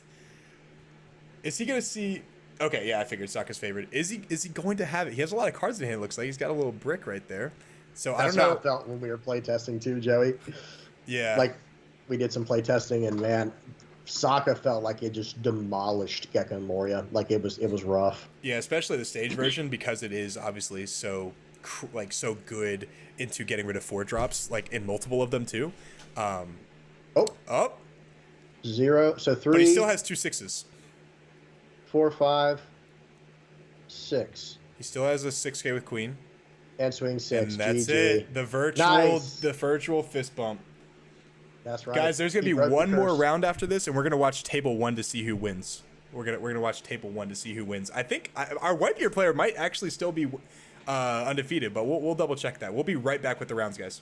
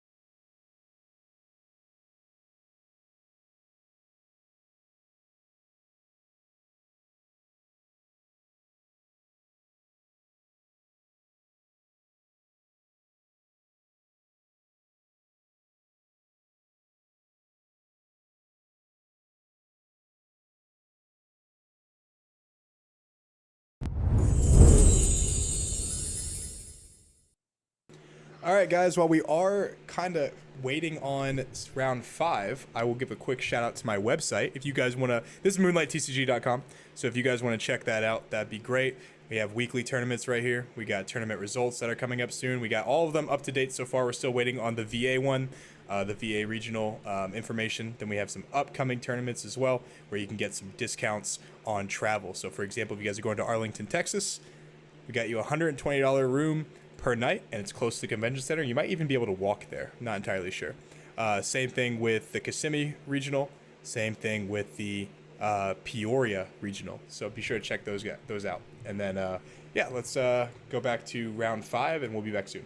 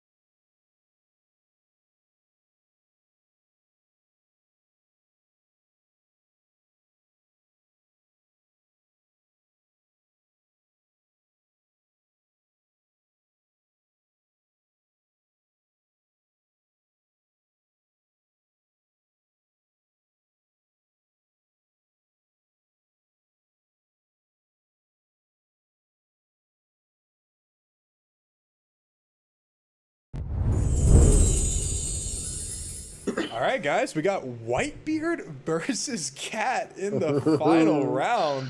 Interesting. Let's go. Interesting. I will say this has been a pretty meta tournament, though. And we've had some Reijus, we've had Cat, Sakas, Whitebeards, we've had some Geckos. Like, we've had a pretty competitive tournament. I really like the way this is going, and the amount of the matches we've had have been pretty good for the most part. There have been a couple non-blowout, or I'm sorry, a couple blowouts, but other than that, okay, yeah, okay. It's not walking distance, but 9 miles isn't too bad, for a car. Yeah. Yeah. So sorry, we were talking about the discount. So yeah, so 9 miles. We're gonna have we're updating the website to have like different categories so we can display like the distance and like the minutes away. soon. So that's coming up in like in the future rounds. So or in the future changes we're going to be making. So I wasn't quite sure, but I know it is close. 9 miles is pretty close to the convention center. So that's probably only like a 13-minute drive, something like that, 14-minute drive. Yeah, not too bad at all. Whatever it is, like that's. It's just, I mean, unless you have to get a taxi or something, maybe people might complain about that if they flew in. Yeah, I guess it really depends. Yeah, but you're saving money on the hotel anyway, so kind of makes Yeah. up for it. Should even out. Yeah. Absolutely. Oh man, I can't wait for this one. Whitebeard versus Katakuri. Hold on, I gotta plug my headphones in because my headphones are about to die. Give me just a second. Yeah. Yeah, while he's doing that, guys, we're taking a trip in the time machine back to OP03. You know, we got Whitebeard versus Katakuri here. This should be a good one. But it is slightly offensive that the Whitebeard player is playing with marine sleeves on his Dawn. Yeah, that does have to be. That has to be addressed. He has to start with 5 life because of that, but you know, it's not a big deal. He still has a 6,000 power leader. But no, that's too funny. I actually should get those sleeves. There's no reason I don't have those yet. Being a player who does like to play all the black decks, that's something I should own by now. They're so clunky though, unfortunately. Are they? Yeah. Yeah. Every time I shuffle them, I'm like, ugh, these feel terrible. Yeah. Okay, they got the cut going on. Dice roll. Like, I can't even see that person's dice on the. I don't know what it is for you, if it's the top or the bottom, but the cat player. All right, guys, this is the final round. Like we said, both players are undefeated. That is VV Theory on the commentary. VV Theory, unless something crazy happens, is going to be commentating with me pretty much every single time, unless he's like sick or he's busy or something like that. And then obviously we'll have either just myself commentating or we'll have like a replacement, someone like Small Hat Crew or you know, maybe even Kuro TCG. We'll see. That's right, guys. I love commentating. Yeah, so I would have to be like deathly ill to miss one of these, man. It would have to be something atrocious. Real quick, let me respond to one of the comments real quick. So, if you got into the June Texas Regional, don't I'm gonna have the discounts on there very soon after the tournaments are announced. Usually, like anywhere from like 1 to 3 weeks. So you'll have plenty of time to reserve your hotel room. So just don't get anything just yet. I'm gonna do my best to get the updated as soon as possible. There's a little bit of a what is it called? There's a little bit of a back and forth. I have to talk to, I have to, be in with these hotels to talk about like best pricing I can get you guys. And, I got to also try to find the best place that's like closest, not only like nice, like that, you feel comfortable staying in, but also for a good price and also like somewhat near the convention center. So once I figure all that out, I have to contact the hotels and do all this and do all that. And it's a lot, but I want to make sure you guys get the best deals possible because traveling to these events is very, very, pricey sometimes. So you'll have plenty of time to book it. Just give me some time to find the best place for us. Very nice. Yep.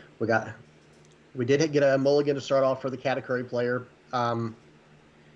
We should see now, guys. Y'all should, in the comment section here in the chat, you guys tell us who do you think's going to win now. We'll see what, is there a way to do a poll on here? That'd be pretty sick. No, actually, oh, good. Thanks for reminding me, guys. In the starting next week, all of our streams are going to be on Twitch now because there's going to be a bunch of things we can do on Twitch that we can't do on YouTube. So we're going to be moving to Twitch. I'm going to make that announcement on our Discord in just a little bit. But yeah, so YouTube we're not going to be streaming on YouTube anymore.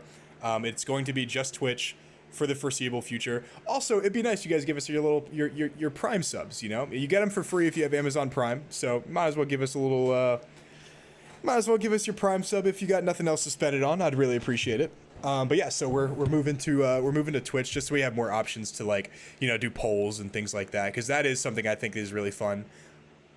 Yeah, those are awesome. It's a way to interact, for the people watching and and for something like this, it's like, let's see, who do y'all think is going to win? Yeah, I'll throw it in there. Yeah. So I was asked, as a black player, what do you think about the Saka Moria matchup? I feel like Saka is favored for sure. I don't mind going first or second. I obviously always go second, but if I go first, I totally am okay with it because if I'm playing the Sorry, if I'm not playing the stage version, if I'm playing like Ice Age or something, Ice Age and your leader effect with Lucci can just pop whatever they play off Gecko on top of the, the 4-drop is, or I'm sorry, Gecko and the 4-drop. So it just feels really good that way. So our Gecko player, or I'm sorry, back to the game real quick. Look what. I was going to say, yeah, I don't think our player on the top knows exactly what Sanji does. Sanji has been a menace into slow decks for a very long time. What he does, for those of you guys who don't know, is, with 2 Dawn attached to him, he can take the top. Is it 2 Dawn attached? It's an activate main. Oh, I'm sorry. Attach 2 Rested Dawn to him and draw your top life card. Sorry about that, guys. I'm tripping here. Vivi knows more about it than I do, apparently. I literally play that card. But yeah, so basically what happens is you take your 2 rested life cards and you gain plus 2,000 power. You get your 2 rested Dawn, attach it to him. He gains 2,000 power on top of the 2,000 power that he gets from the Dawn, and then you take your top life. And he's basically a 7k body. So he's going to use Sanji's effect. He's going to play Marco, use Sanji's effect to take his top life. He's going to get his 2 rested Dawn, and he's going to be able to swing 6k, and he's going to be able to swing 7k. Yeah, well, 6k with his leader. Right. So he's swinging. Doesn't that seem a little gutsy for Whitebeard? Hey, this guy's here for a reason, right? No, I don't think so, because he doesn't, like, if he has no life to trash, then, you know what I'm saying? Like, not much he can do. Sure. Plus, that. So I was gonna say, sorry about that. Yeah, plus the Sanji warrants an attack because he's a 3k body, so pudding can't kill it. So he's automatically like a pseudo blocker at that point as well. And I was gonna say even either a blocker or like a 2k counter like he already was. So that's pretty nice. Yep. So worked pretty well. So our for those of you guys who don't know as well, Marco with 2 or less life can revive himself by discarding a Whitebeard Pirate's card. Once Whitebeard is at 2 or less life. So one more hit and Marco blocker rejuvenation becomes live. I definitely think this is still Whitebeard favored, especially if you see something like Luffy or Sanji or even Ace early on. Yeah, and this is a hyper aggressive start. Like this is pretty much as aggressive as it can get outside of that Marco. But that Marco is actually pretty vulnerable right now because you have to be at 2 or less life to do that on KO. Oh, okay. So he does. Even if he rejects him, though, it's not really too bad. Yeah, I think he might actually have the reject, though. I do think he played that Marco a little bit too early, personally. Yeah. Actually, no, never mind. Because he could just reject him right there. Now he's at 2 life. Wow, yeah. Swung 7, took it. Play out Kikanojo. All right. This might be a quick game here, man. This is like I said, I've never seen a Whitebeard so, how do you say it, like just willing to take life that early because he already does. I get it. Like you're saying, that way he can play around 7 lane, he can play around 10 lane. I totally understand, but at the same time, man, that's awesome to see. Yeah, and the Katakuri player is playing really well.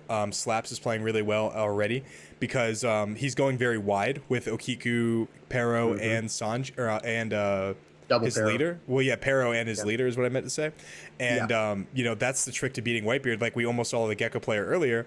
The trick to beating Whitebeard is a bunch of 6k attacks early on. And then obviously, the math changes a little bit depending on how many cards in hand. But, he triggers into a Satori and then he's going to swing 7 at life. If he took the 6, he might as well take the 7 now because that would be a big mistake if he didn't. But going down to 2 life does not feel great, I will say. And I mean, if I'm Whitebeard, or excuse me, if I'm Katakuri here, do you start loading up now? Like, do you start loading like 6s across the board? Like, I know he wants to play a 7 lane, I get that, but I don't know. You're going to get this last life from him anyway. You see what I'm saying, right? Like, there's... That's the question. That is the question that's always happened again in the Katakuri Whitebeard matchup is, do you even try to establish your 8-cost big moms? Like, how long is the game going to go on? He does have 2 life, so, like, realistically, if he has it here, I would play it personally. But he wouldn't be able to attack with anything other than the Okiku, which would be massive for the Whitebeard player because he saves a bunch of cards in hand, and he can obviously just trash his last life, which is totally fine. Right. Exactly. And like, right here, man, if I'm Katakuri, again, each player has their own play preference and style and their own experience, but I'm going 6 5 times. I'm getting 4 cards out of his hand this turn no matter what, or one of those blockers or something. You get what I'm saying? Like, I'm getting 6 responses, and then I'm playing another Kiku or another pair or whatever. It depends what he has in hand, obviously. Okay, so he does. 6. He also does the right Okay. play as well. He swings 6 into the Luffy. Guys, for those of you guys who don't know, I did a video talking about how to beat Whitebeard a while ago, and I always say whenever Whitebeard has life and he has rested characters that are the same power as him, you should always swing at the characters because it warrants him to counter. But if he has no life, you should always swing at his life because it warrants him to counter because he can't not counter or he just loses. But he is going to do exactly what you said. He's going to go a bunch of 6s here, which is totally fine.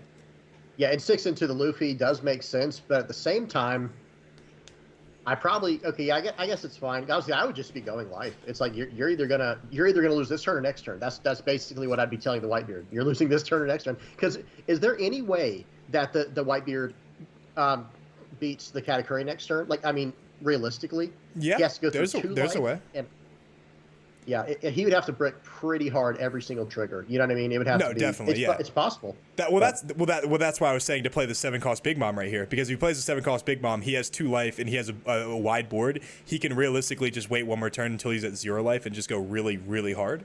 And then obviously like he just has like almost no chance to lose. Where like there is possibly a route, you know, if he can like somehow stabilize. I don't know, like. Well, if he can lose this turn without playing Big Mom, he can lose. Playing it or not playing it. You know what I mean? Yeah. Oh, I mean, yeah. I mean, I think the cat is definitely like in a good position right now, and the Luffy goes down. He's even in a better position. Nightwing Gaming asks, which tournament is this? This is actually MoonlightTCG's official tournament for Webcam, and this is going to be a weekly thing that we're going to be doing. You know, prizing could go up depending on if we do like a big tournament, like a higher prize pool tournament for higher rewards, or it could just be like like a $10 entry, and then we'll play our 4 to 6 rounds, depending on how many people entered. Everyone gets some prizing and go on their merry way. So yeah, be sure to tell your circle of influence about MoonlightTCG.com. Also, guys, I met Nightwing Gaming at the Virginia Regional. Super cool dude, very down to earth. Gave me some good advice on my love life, and good guy. Go ahead and check him out if you guys haven't already. Very nice. Yep. And obviously the VV Theory is casting with me, my buddy old pal. That's right. One Piece brothers is what we are. I think at this point we bond over so much that isn't One Piece. I think we are just brothers. That's true. That is actually true. Like, I mean, even like with it being basketball being the sport that we really like and stuff, there's, I don't know. You don't meet a lot of white guys that like basketball, Oh yeah, and I'm practically like a basketball historian. Like, I study those numbers on the side. I just absolutely love basketball history and stuff like that. And I was a baseball and football player. Really? Like, growing up, yeah, I was baseball, football all the way. Yeah, you seem like the type of guy to have like second spectrum kind of like out, when you're at the dinner table. something like that. Oh, okay, so he swung 7, takes it, plays out another Marco, takes his last like super Our Whitebeard defense. player is not in the greatest of spots. I'm telling you, man, that was. I love how aggressive the Whitebeard player was in the beginning, but I'm starting to wonder if the Sanji was a little overboard. That was a little crazy for me. I'm not gonna lie. No, I like the aggro. I like the aggro personally. Me too. Yeah. Taboo said, "Hey, has Vivi's kids started calling you uncle yet?" Bro, that's when you know your family. Vivi's kids don't talk to me. I always say hi to them, and they just like, man. Yeah, they like go right past me. I'm like, all right, I guess I'll try next time. They never talk to me, bro. Yeah, man, they're quiet. That's how I was when I was younger, though. Like when I was still in school, I didn't really come out of my shell till like college. I was very quiet. I was a nerd in school. VV Theory, Sebastian and Preston are actually challenging us to a one-on-one, bro. We will destroy you guys, bro. What are y'all gonna do when I back y'all to the basket, y'all weak-ass little boys? Oh, in basketball? Yeah. Okay, all right. Bro, okay. Vivi said he used to beat Steph Curry in shootouts, bro. How are you gonna stop us? That's fun. That would be too fun. Bro, I'll play y'all with my running shoes, bro. I'll play y'all with Asics and still beat you. It's that easy. Hey, Asics are good running shoes, though. I actually have some of those, too. Those are really good running shoes. I play with Donovan Mitchell shoes, though. But I want to switch to Paul George's, but they're so expensive, and like it's hard to find them in size 12. So, yeah. Bro, I got those Luka Doncic ones, bro.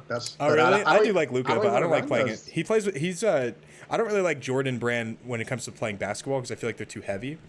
So I've always liked like more like Kyrie's or Kobe's. There's a lot of things I preferred over like Jordan's. The Kobe 9s have always been actually one of my favorites, like just period, like the way it looks and everything. I never owned them. They were just ones that I always wanted. Never, like you said, never could really afford those What, comfortably. Lucas or just No, no. Jordans? The Kobe 9s. Kobe. Oh, I don't know. Yeah. I don't know what they look like off the top of my head. I'll send you a pic afterwards. They're sick. Okay. But well, here we are. Katakuri's turn here. There's 2 Dawn active on the Whitebeard. I still think you just go 6 here. Okay, 6 to start. I don't think he But- can possibly lose this game. No, because I think you go. Well, you know, he does have 2 bodies now. Can he get rid of one of those? I don't think he has enough feel- cards in hand to get out of this onslaught right here. Okay, there's a 1K. And everything that he has in hand better be a counter because, like, and even if it is, he has nothing to play next turn to, like, deal with whatever Cat's got. I think he's going to reject whenever a Marco is finally used. I think it's going to be. Oh, wait. So he does have a lot of counter, though. That is surprising. Bunch of 6s, dude. Bunch of 6s. Yep. 4 cards left in hand now after that 2K counter. Taboo said he's gonna put his Crocs in sport mode and smoke us. Not happening, bro. Dang. Check Oh, up. dang. Check up right now, bro. Meet us at Bruce Park. Meet us at Bruce Park. Yeah, those Crocs in sports mode go crazy. I actually No used to doubt. play in dude, I got these like 5 and below Crocs from 5 and below called Doggers, and I played ball in them a couple times. They're actually pretty fucking good, bro. I was like hooping in that shit. And like the dudes at the park were like, "Bro, you just got bodied by a dude wearing Crocs." I was like, "Bro, they're not even Crocs, bro. They're Doggers, bro. Like that's how bad it is." Ooh, a 6K attack warrants a 0 cost Agreed. event, a bad manners kit course. So this 8K attack might actually be a Marco block here. Disregard. Oh, he's tapping a Dawn possibly. And he's got 4 Dawn left. He's I think he's probably gonna play a play Sanji. Yeah, that'd be huge because that's- he has so many cards in hand too. Yeah, 1 life to spare, cards in hand. There's a Rad Rad Beam. Yeah, it's Sanji. 100% Sanji. Yeah, Yep. great play, great pull by the Katakuri player. You can't ask for much more. Great Getting- analysis by the VV theory. That's it. It is what it is.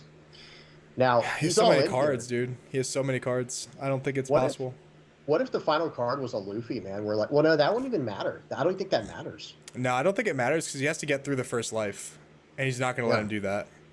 I think he has actually he only has 3 cards in hand. Interesting. Only 3. Interesting. Oh, he might be able to do oh. this. I thought That he had last like life is gonna 6. be- I thought he had does 6 know cards. His last life, though. Does Yes, he? No. Yeah, he knows his last life. I thought he had like 5 or 6 as well. Okay, yeah, he does because but he didn't put it to the bottom there. So all he does, he just knows it. He didn't put it to the bottom though. But it's just 1 card. It's just 1 life card. Are Yeah. you trolling, Joey? All right. No, here we go. I'm saying he didn't put it at the bottom. So like, it's not like that's all gotta be automatically be like a beige. You know? Oh, right. Okay, I see what you're saying. I was gonna say, dude, there's only 1, but yeah, no, I know what you're saying now. So swing 5. That's got to be 1 card out of hand. Man, that was a crazy swing 5. I think swinging 5 is not good here. No. No. I think sevens. 7s. Well, actually, no. You can't swing 7. Maybe even 6 because he has to get him down to 0 life, so he can play the 7 right here. He's gonna have to block it though. So he definitely has a Luffy in hand. He's right? gonna That's what he's gonna block it. telegraphing. Yeah, he has a Luffy, or he doesn't have to have a Luffy actually. If he takes this and has a Luffy though, then he wins, possibly, because Luffy Yeah. can swing for 10 right here. I think you have to block this. Like, unless he can counter out of it. He can't. Okay, no trigger. Wait, what? What's happening? He's got all his Dawn. He has a blocker. Okay, yeah. So swing 5. Oh, dude, he messed up. He What? blocked. Why'd he do that? He's gonna play Luffy now. But that means he has no counter in hand. Right? Oh no, he should have just Wow. blocked. Swing Oh, 10. 10. Does Whitebeard win it? Wait, is he baiting? Oh my god, bro. He goofed Whitebeard. though. Didn't he goof? Hold on, because if he just blocks that, I guess it doesn't matter either way. If he blocks that and swings, I guess 7, yeah, it doesn't really matter either way. Oh read. man, dude, the Whitebeard player is just coming out with impossible victories, bro. That was That's awesome. crazy. That was incredible. Wow. Yeah. Good, dude. Good on Whitebeard for winning the first tournament. That's crazy. He had a really good read on his opponent. They're like, that was just perfect. How he Wow. was like, you don't have any counters. You haven't played a 7 lin. You haven't played a 10 lin. He said, I promised 2 of those cards in your hand at least are those. Man, that That's was awesome. unreal, bro. I did not think I was not a believer in the 5, bro. I was not a believer in the 5. I thought 6 was definitely the math there. Me too. Wow. Yeah. I thought it was gonna be 6-6-7. Yeah, Because yeah, you it should've been still have 6, two 6, Don. 7, You still have and then two Don 7. for Luffy. That's right. Yeah, that's what I thought too, and it's going to be unblockable. Yeah. Yeah, I think that was the math, but hey, he came up with it. Damn, good. got it. Good Yeah. for Whitebeard, bro. Let's check out the other games. See who's top in as well. We'll be right back, guys. Definitely. Give us a second. Yep.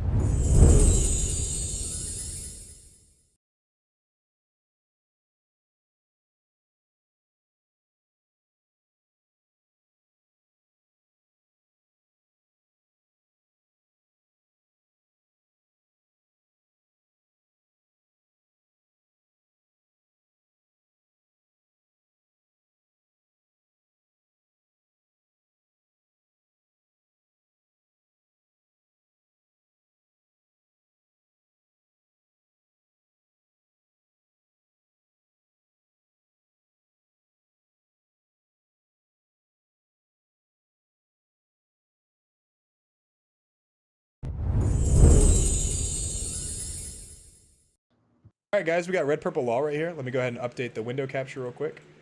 I'm gonna go to table 7. This is at table 7, by the way, guys. We're gonna pop this out. Oh, hold on. Hold on,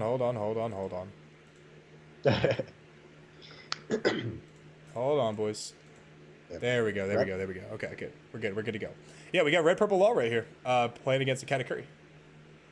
Whitebeard did take it. Whitebeard did take our first ever tournament. That's right. I think we had about 50 players, so very, very good job on Whitebeard. Yeah, you got anything to say about that, James? I think it was incredible. He had like just enough 1K counters to literally survive that last attack by Katakuri. That game was incredible. Yeah, it was pretty incredible to say the least. Also, guys, we are going to be posting the list on MoonlightTCG.com. Also, there's going to be a video about it too. So if you guys haven't checked out the website, be sure to check it out. If you guys want to play mat, be sure to get one of the play mats as well. That would really support the channel. Obviously, YouTube is my full-time gig, so the more support that you guys, hook us up with, and obviously get good things in return as well. That would be good. So it looks like our law player played a Gordon and Otama to minus the 7-cost Big Mom. He's going to bottom deck the 7-cost Big Mom here. He's not even going to go for game, it looks like. I guess he doesn't have to go for game. Oh, maybe he is, actually. Oh, here comes Zoro. I think he used way too much. Oh, my God. He was bricked up. 4 bricks. Oh, Bricked up, bro. Cat is bricking in the finals, bro. Cat is bricking in the finals. All right, not in the finals, but in the final round. Red purple law though does feel pretty good in the cat. I will say. Oh yeah, definitely. Yeah, I can't wait for EB01 to play that with Kid and Killer. EB01 is going to be a lot of fun. That and Crocodile, bro. Yes. Like I'm very excited to play both of those. Yeah. Yeah. Because is that when Okama Way comes in? Yep. Or Okama My Way? Yep. Yeah. Okama My Way. Yep. It's gonna be pretty sick. Guys, I'm pretty sure that's pretty much the end. Like everyone is like finishing up that we were checking out. So I think that's going to be pretty much the end of our stream, but we'll talk for a little bit while we kind of wrap things up. But Whitebeard did win the tournament. Looks Cat probably got second. We'll check out like final pairings and whatnot and tiebreakers. But like I said, everything's going to be on our website. Thanks guys for tuning in. It really means a lot. We had at one point we had 160 something people in here, which is just it's massive, bro. That you guys actually gave us that much support. It just means a lot to me, guys. It really does. So just thanks so much for that, guys. Obviously, VV Theory is here as well, giving us time on this Sunday afternoon to make sure we get some good, what is it called? Some good commentary. Yeah, some good commentary. That's right. VV, you got anything to say before we wrap it up? Just to parrot, a little bit what Part Pirate said, what Joey said. We love doing this. We mentioned earlier in the stream, we would love to get some commentating in on on a regional level, like at a big tournament. That would just be incredible. So, we really appreciate you guys coming over and checking us out and kind of making our dreams come true in that kind of way. We of course, we really appreciate it. All right, guys, we're getting out of here. Take it easy. Thanks for everyone that not only participated, but everyone that viewed too. You guys are awesome. Yeah. Thanks for your support. Yeah. And we'll see you guys in a future video. And peace out.